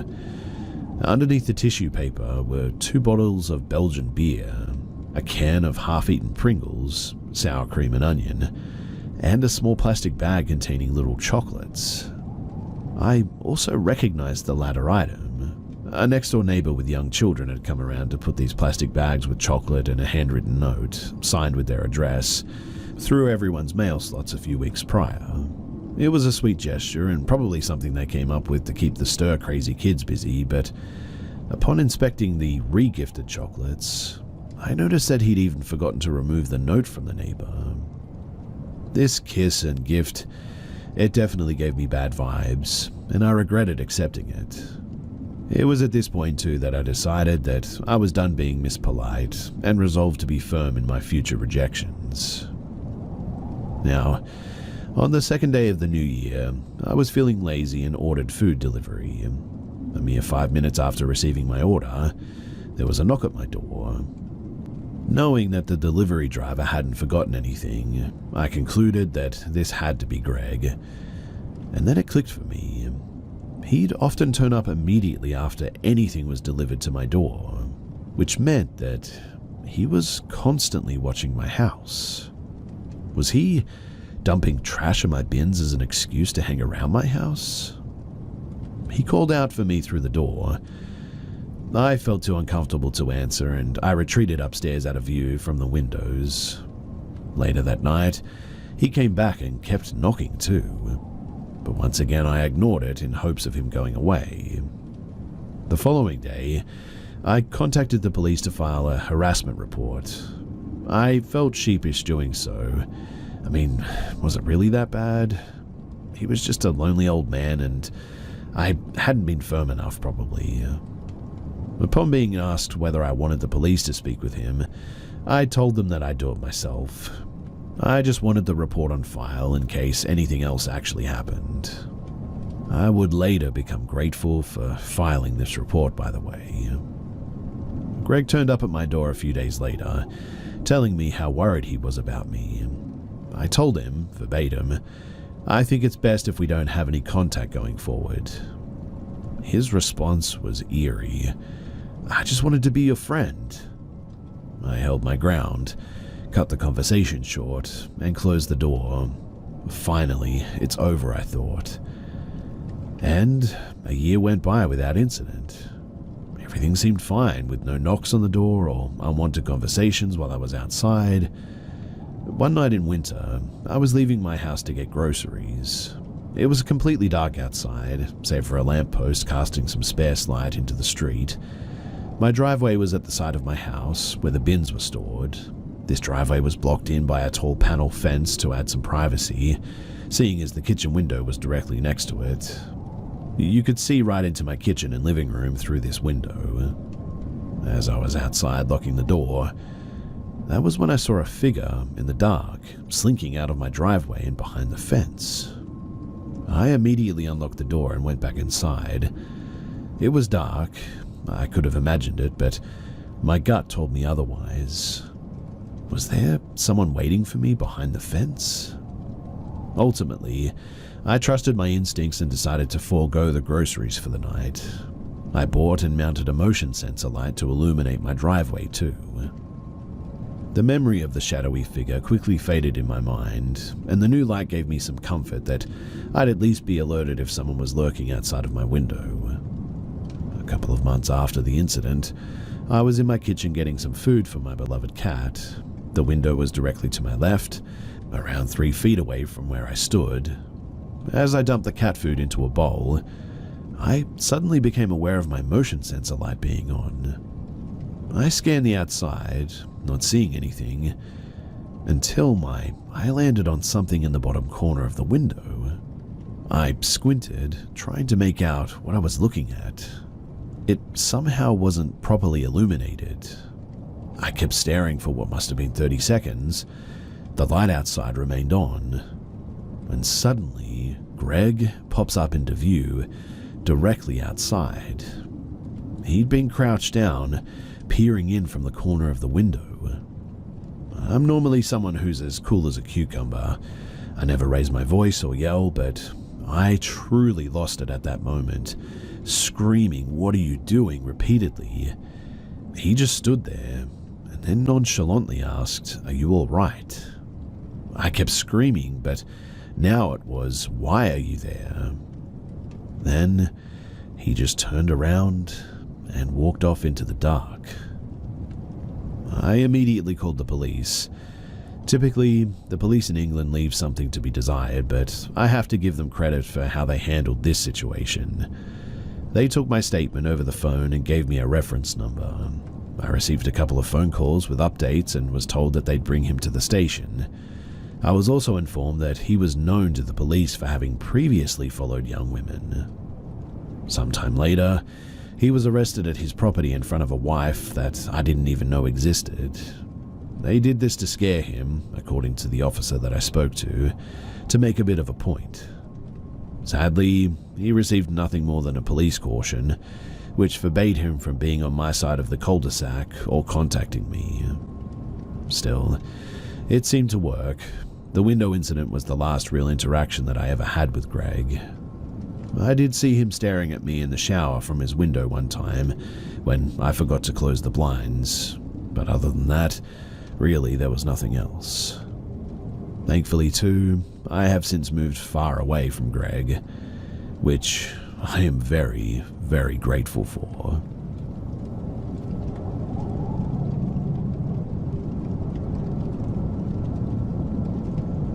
I was between 3 and 5 years old, so it was around 1989 to 1991. My room was on the complete opposite end of the house from my parents' bedroom, and I'd wake up in the middle of the night on a regular basis, scared. When I'd wake up, I remember seeing this woman standing at the end of my bed. I could kind of see through her, but she also put off a glow. It was a warm, loving, welcoming, and peaceful glow. She was also wearing a blue tunic and a white headdress. She was always looking down, holding and happily comforting a baby wrapped in a blanket. After a few seconds of having my eyes open, she'd always notice that I was awake and would act surprised, like I wasn't supposed to see her. Then she'd immediately disappear. I never felt threatened by her. I remember the first time that I saw her, I really didn't know what to think, and I pulled my sheets over my head before she disappeared. She really did give off an aura that was comforting, welcoming. The glow coming off of her felt like that, like I knew that I was completely safe while sleeping.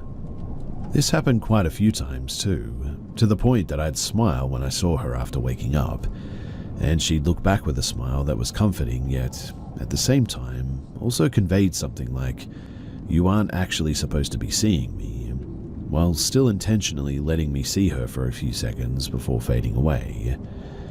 She felt like a very, familiar mother figure, but it wasn't my mother. I was always scared right after she disappeared though, because that safe feeling would disappear as well, and I'd want to run to my parents' bedroom. I could see my parents' bedroom from the doorway of my room, but you had to walk through the dining room and living room to get to it. But there were also always these strange shadowy figures, dozens of them walking around in the dining room, kitchen and living room. I remember being very scared of them, but I never actually drew their attention while I stood there, watching them from my bedroom doorway, and they never really seemed to notice me or walk toward me too. It seemed that they were always in a hurry though, walking with busy intent but never actually going anywhere. I was always scared of them, even more scared that I'd actually draw their attention, but I wanted the comfort of my parents. I was too scared to run through the shadow people that were walking around, so I'd always scream for my parents from my bedroom doorway. The instant that I would scream, the shadow people would stop walking. Then all of them would look up at me with an angry and frustrated aura, but never actually took a step towards me. They'd just disappear about the time that I'd hear either of my parents' voices as my mum or dad walked toward me. One of the last times that I saw the lady at the end of my bed and the shadow people, I wanted to get to my parents' room where they were, but instead of just calling out for them, I just closed my eyes and held out my hands to feel my way across the dining room and living room to my parents' bedroom. I actually made it there on my own. Even with my eyes closed, I could feel them there before they started to disappear, but I could also feel as they were fading away that they were angry because I wasn't as scared of them anymore. I stopped seeing them shortly after that, which was also around the time that I started feeling more comfortable staying in my own bed all night by myself without needing to have my parents close by. But it's one of the most real and vivid memories that I can remember from when I was that age.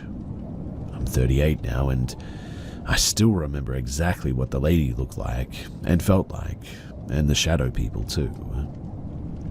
This wasn't even an old house or anything, though, that you'd really associate with a stereotypical haunted place. It was actually a relatively new double-wide trailer that my mum and dad had put there a few years before I was born. They bought the trailer brand new directly from the manufacturer, and I feel like what I saw and felt had to be real, though, because a 3 to 5-year-old wouldn't have been able to imagine that physical feeling from her aura that was so welcoming. It was a distinct physical feeling that a 3 to 5-year-old wouldn't have been able to just randomly imagine. A feeling that I still somehow remember.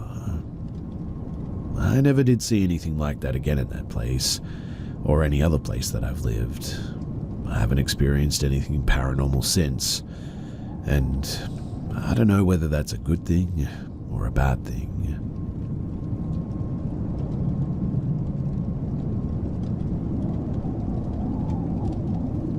I work at a condo complex by the beach. I've been here for about 3 years, and my co-workers, who have been here for 10 plus years, always talk about seeing and hearing spooky stuff. To give you some background, I'm a skeptical believer. In the past 3 years, I've never had anything happen that I couldn't debunk. Until tonight, that is. I have a radio that I carry with me when there are 2 of us working. Normally, I'm here by myself, so I don't usually have it on me, but this night I did. While waiting in the lobby of the 2nd floor for the elevator, the radio suddenly kicked on, like someone was trying to talk. I took it out of my pocket and heard a faint little girl's voice saying, "Can you see me?" twice, followed by, "I'm right behind you." My initial thought was that my co-workers were playing a joke on me, so I just put the radio back in my pocket. When I got back to the guard shack, I told my co-worker that it was a funny prank. He looked at me though, and he's not the type to lie, and said that he had no clue what I was talking about. So apparently I had my first paranormal experience. I spoke to my boss this morning too and told him what happened. He wasn't surprised as well, and said it normally happens on the 6th floor. He mentioned that he has seen and heard 2 little kids running up and down the hallways, and that they have messed with the radio before. He asked around, but no one knows anything about any kids passing away here. However, this building has been here since 1974, and was one of the first condos built in this area.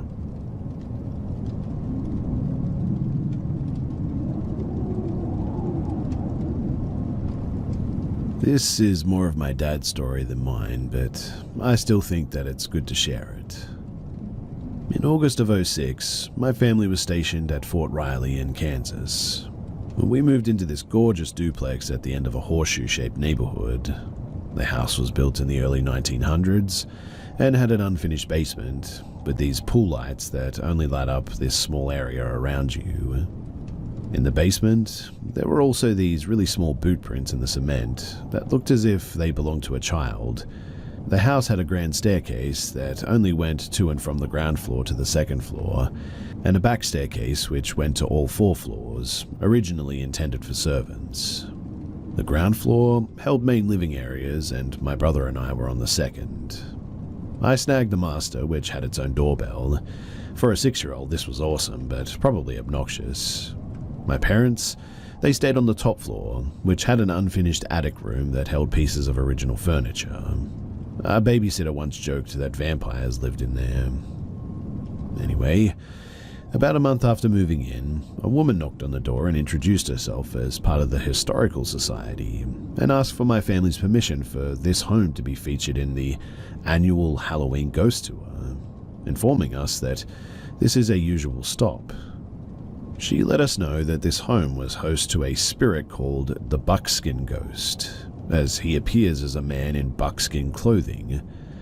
We informed her that we were new and hadn't had any paranormal experiences. She asked how long we'd been here for. My dad said about a month, to which she replies, "Oh, usually he shows himself by now." My dad politely declined to be on the tour. I think my parents either didn't believe or were a little bit scared, but we were still unpacking things at this point too, mostly boxes which were in the garage, which was attached to the back stairwell near the basement. Now, Dad noticed the light in the garage was out and went to go and change it. Completely normal thing. As my dad is reaching up to change the light, it comes back on though. He makes sure that it's screwed in all the way, climbs down the ladder and puts it away. When he returns to the garage, the light is out. Confused, my dad fetched the ladder again. He returns. The light's back on though. Frustrated, he moves the ladder out of the way. The light goes off. So he sets up the ladder, climbs up, and as he's reaching up to change the light, it comes back on again. My dad is beyond frustrated now and yells, "Stop messing with me." The light comes back on and doesn't go out the entire time that we live there. This was our introduction to the next 10 months. Other odd things happened in the home, like the radio turning on to a static station extremely loudly, and there were rooms in the basement our dog just would never go in. Anytime anything would happen, we would refer to Bucky acting up. While we lived there, we learned more about the base's haunted history too. We even purchased a book of the ghost stories, which included our home. This book also featured a story of a little girl who befriended a ghost who would play dolls with them. When that family moved out, the girl left her doll at the house for her friend. Now, remember the original furniture that was in the attic? When we first moved in, we looked in all the drawers, and in one of those drawers, there was that doll. One that I didn't learn anything about until months later. I don't know what happened to the doll, but I only ever saw it once. For the most part, nothing too terrifying happened in the house, up until my dad stayed by himself. My dad was a night pilot, meaning that he usually slept during the day, and one day he was woken up by the sound of heavy footsteps coming up the stairs at the base level.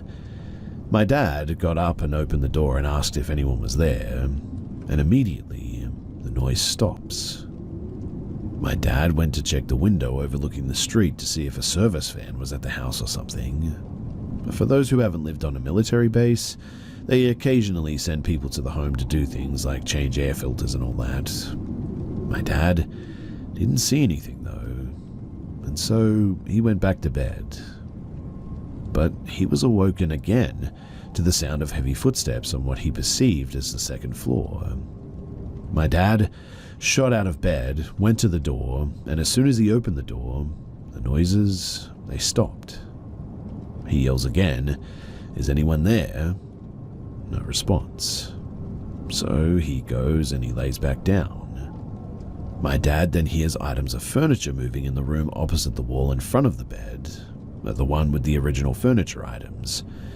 He jumps out of bed and leaves the house without a second thought at this point, and it wasn't until he was at work later that he realized that he would be going back to the home alone, and questioned what was in that home with him.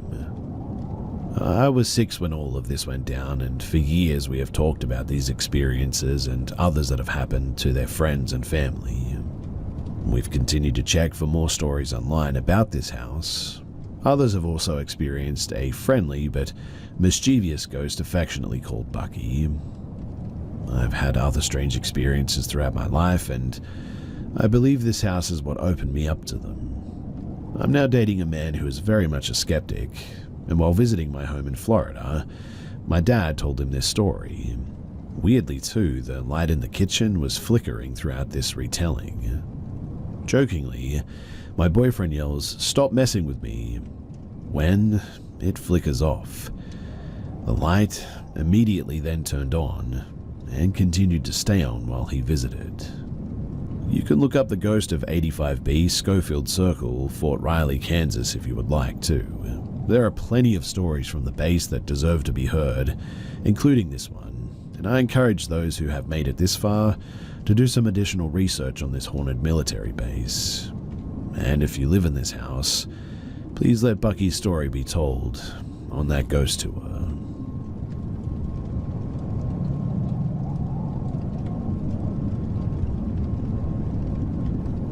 This happened to me when I was about 21 years old. So my friends and I went into a local cemetery one night to check out the train grave, which was the grave of a man who died in the 1960s while working on a train. There is a piece of a train on his grave marker, a coupler I think. That is what it looks like anyway. And we walked over to it, heard a train whistle from the tracks a quarter mile or so away, and got a little bit spooked, but we weren't spooked enough to actually leave. It was just sort of coincidental, I suppose. So, we're all wandering around, and my grandfather happens to be buried in this cemetery too. Where the road split, they all wanted to go to the right, but I knew that my grandpa's grave was to the left. I told everyone that I would catch up with them in a minute. I just wanted to check if he still had flowers on his grave, and if not, I'd go and pick some up the next day. There's a small evergreen tree beside my grandpa's grave, roughly 7 feet tall, or maybe a little bit taller. And as I walked up to where I knew that he was buried, I suddenly became very confused, because there were 2 trees there. I stopped walking about 75 yards from the grave itself, trying to figure out when they planted a second tree. When the second tree took a step forward toward me. At that, I booked it and ran back the way that I came, convinced the whole time that something was about to grab me from behind. My friends, they got to the car shortly after me, and I told them about what happened, and they said that they noped out because one of them saw a deer that looked solid black. What I had seen had to have been at least the height of the other tree though, and looked plenty tree-like, up until it took that step forward. It was super dark, so I didn't get the best look at it, but whatever it was, I wasn't about to stick around to find out. I went back in the daytime the next day with some flowers, and I can confirm that there was only one tree by my grandpa's grave.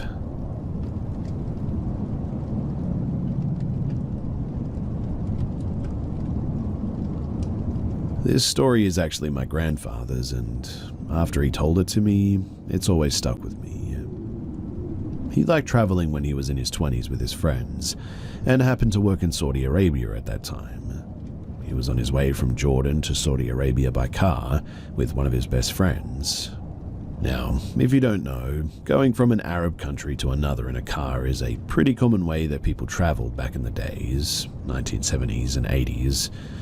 They started their journey at 12 p.m. and they first entered the Saudi lands at 6 p.m. or something, which, by the way, at that time and still today, is a fully deserted road.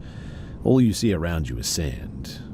But nowadays, it's more merciful, so there are some buildings and all that, just to keep people safe along the way. Anyway, for context, it takes about 30 plus hours to travel from Jordan to Saudi Arabia, specifically a city called Dammam that is far to the east of the country. And here is where it gets real interesting. It was after sunset. My grandpa and his friend, they both wanted to stop and take some rest, possibly sleep. And back in those days, there used to be these sort of rooms, like literally just a room in the middle of the desert for travelers to use for sleep and rest. And that's exactly what my grandpa and his friend did. Now, this room had no door, no furniture or anything. Literally, it was just an empty room with a dune probably surrounding it from all sides. It was maybe about 7 p.m. at the time that they stopped the car and set their stuff out, and they were making tea, only to hear this hissing voice of a woman coming from one of the dunes. So, apparently they had the courage to go out and check it out. They walked into the sand until they were beside this dune, and yes, a woman was there. As what my grandpa described, she wore a black dress that fully covered her body, and her hair was really messy and had red, brown, and orange streaks. Her back was to them, and By literal words, she said, "Get out of here, it's not your place." Now, this was weird enough, but it doesn't end here, because my grandpa wanted to mess around apparently, and he asked for her name, and she answered with Beduria, or something like that. I'm bad with names, so I can't remember exactly, so you'll have to excuse me, but she also introduced herself as a member of Jinn. Now, if you don't know anything about the term Jinn, basically that means demon. And at this, of course, my grandpa and his friend, they took that as a sign to immediately leave. So they left, but when they turned around, this woman was just gone. They gathered their belongings quickly back into the car, and they drove until dawn.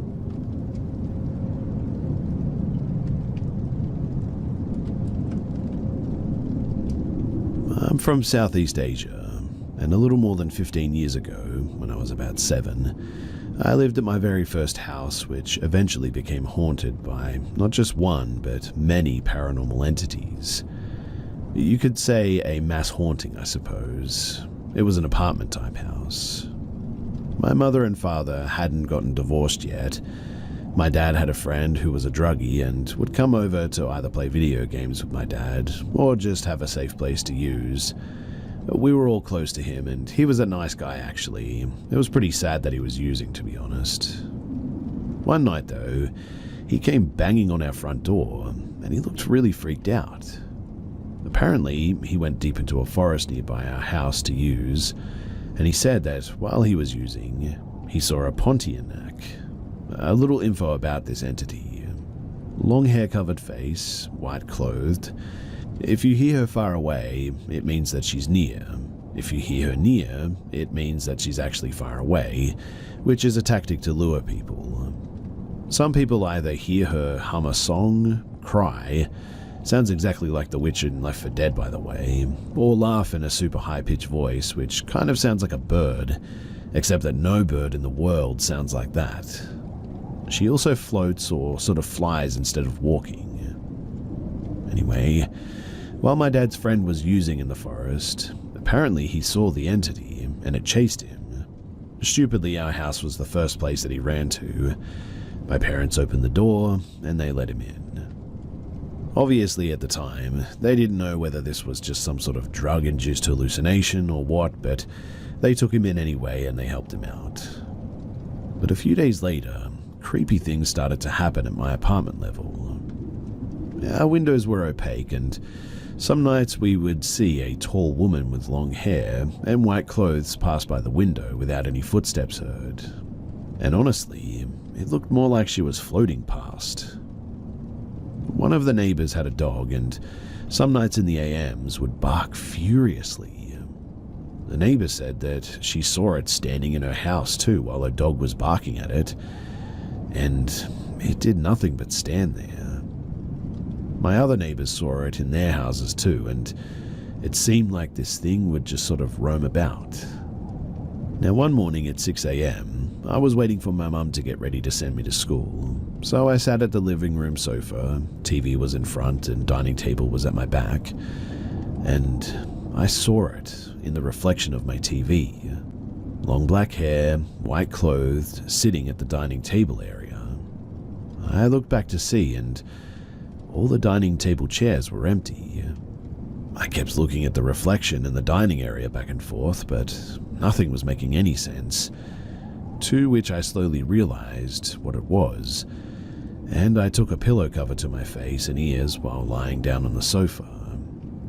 About half an hour or so goes by, and my mother woke me up, and when I looked at the TV reflection, the entity was gone.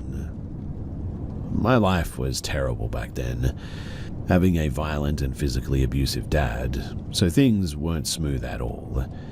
And what made things worse with the hauntings was when my dad did black magic rituals, he would draw these diagrams like those in the occult, using his blood and cigarette ashes. He would turn every religious display on the wall upside down in the house when he did the ritual. All of this was done when me and my mum weren't in the house.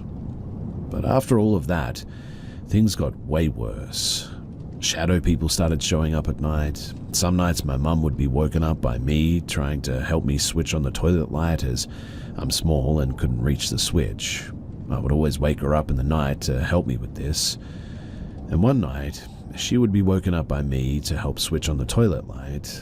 And as she was waiting, she called for me, but there was no response. And the plot twist was that I was actually asleep in my room, and it wasn't me that woke her up to go to the toilet. One night too, my dad invited his other friend over to stay the night. I decided to sleep in the hall with his friend named Gary. Gary started hearing someone whisper calling his name from the front door. Weirdly, I couldn't hear anything at all, and it just apparently kept going on and on until it freaked him out so much that he left the house. It was the last time that he came to our house too, but the next paranormal activity was when our toilet taps would turn on. But as soon as any one of us would walk towards the toilet, it would stop. Our toilet flush would go off on its own too, and I would hear like these mass whispers in the middle of the night, but couldn't make out what the whispers were saying. I would also hear like buzzing sounds when this happens, and no, I was not asleep or sleep paralysis at all. I was wide awake and moving freely. If you've ever seen the video of the YouTuber exploring an abandoned mine in the night to review a flashlight and hearing whispers, that's exactly what it sounded like. Another night, my dad got the worst out of us all. This shadow entity started climbing on top of him and choking him, two to be exact, one on top of him and another standing at the side of him, both with glowing red eyes. My dad was certainly a no-nonsense sort of guy, and he wouldn't lie about something like this. I've seen other weird things like a white silhouette of a boy standing directly in front of me for a good 2 seconds before slowly disappearing into thin air. I've seen a shadow dart past the room, and the hauntings, they didn't stop at all, even after my parents' divorce. Me and my mum, we went to stay at her brother's place while she rented out our home to foreigners for about 2 to 3 years solid. The tenants, they had not seen or heard any weird things in the house while we were gone, so we assumed that the haunting was over. Well, the entity with the black long hair and white clothes, it was gone, but the demonic entity that my father brought from his rituals, they were definitely still there tormenting the place when me and my mum moved back in. We would still see shadow entities dart past the halls, but really there was nothing more than that. Eventually, my mum sold the house a long time ago, and since then, thankfully, nothing else has happened.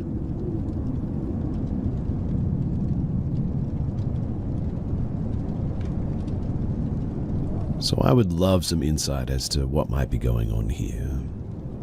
I have a client, her name is Kat. I was assigned her as a patient a month ago, and I love working with Kat. She's 78 and has dementia. And one day, I went down to the basement, as that's where the laundry room is, to do some laundry. As I was loading them, Kat came and silently stood behind me with a blank stare. When I turned around, I was a little bit frightened, but just led her back to her chair upstairs where she normally sits. I have no idea how she got down there, to be honest though, and the stairs usually creak, so I'm not sure why I didn't hear it. Stairs are right above the washer and the dryer. Anyway, moving forward with my day, I go to switch the laundry, and as I'm doing that, I hear the stairs start to creak, so I go to lead Kat back to her chair, and she just wasn't there. I came up and I saw her sitting there watching the TV. I don't think too much of it and go to continue what I was doing with no problems. And it was around this time that my stomach started hurting while switching laundry, so I quickly went to the restroom. It's in the same room as the laundry. And when I came out, the lights were off. And I could also see someone in the hanging clothes area, so I kind of panicked and turned the lights on, but when I did, no one was there. I went back upstairs, and Kat was in the chair, so I just sort of sat down next to her, contemplating what had just happened. A few shifts go by and I don't encounter anything too alarming until the middle of this shift that I needed to use the restroom, so I went to the one upstairs. There's no restrooms on the main floor level, just the kitchen, dining room and living room, because I was slightly nervous about going to the basement one. I shut the door behind me and I heard a deep whisper. I don't know what it said and it really scared me. I instantly turned around to go out though and slipped on the rug and bonked my head. I really wanted to brush it off though, since I needed to be helping my patient and not be on some crazy ghost thing, but I was really spooked by it. And so now I hurry to complete my tasks if they're anywhere beside the main level. A little bit of context to this third one. As I mentioned earlier, Kat has dementia and requests for me to leave at least 6 to 10 times a day. However, on one of these days, she didn't do that and instead requested Vanessa to leave. I don't know a Vanessa. There was nobody else there and nobody else was home, so I just reassured her that it was just me and her. She did not want me to leave her side that day though, so I tried my best to be with her the whole time while completing tasks, but she seemed really panicked. I tried not to let it get the best of me, and that could just be her having dementia, but I don't know. All of it together just really, really freaks me out.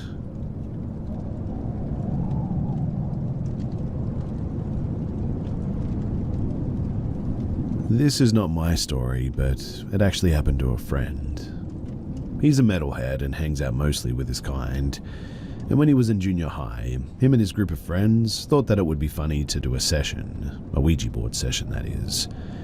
At first, the answers were kind of random. No one was truly convinced that it was working. One of these guys had a friend, my classmate, who was about to participate in Taekwondo tournaments. He was the only one out of the group who knew the name of his friend's rival.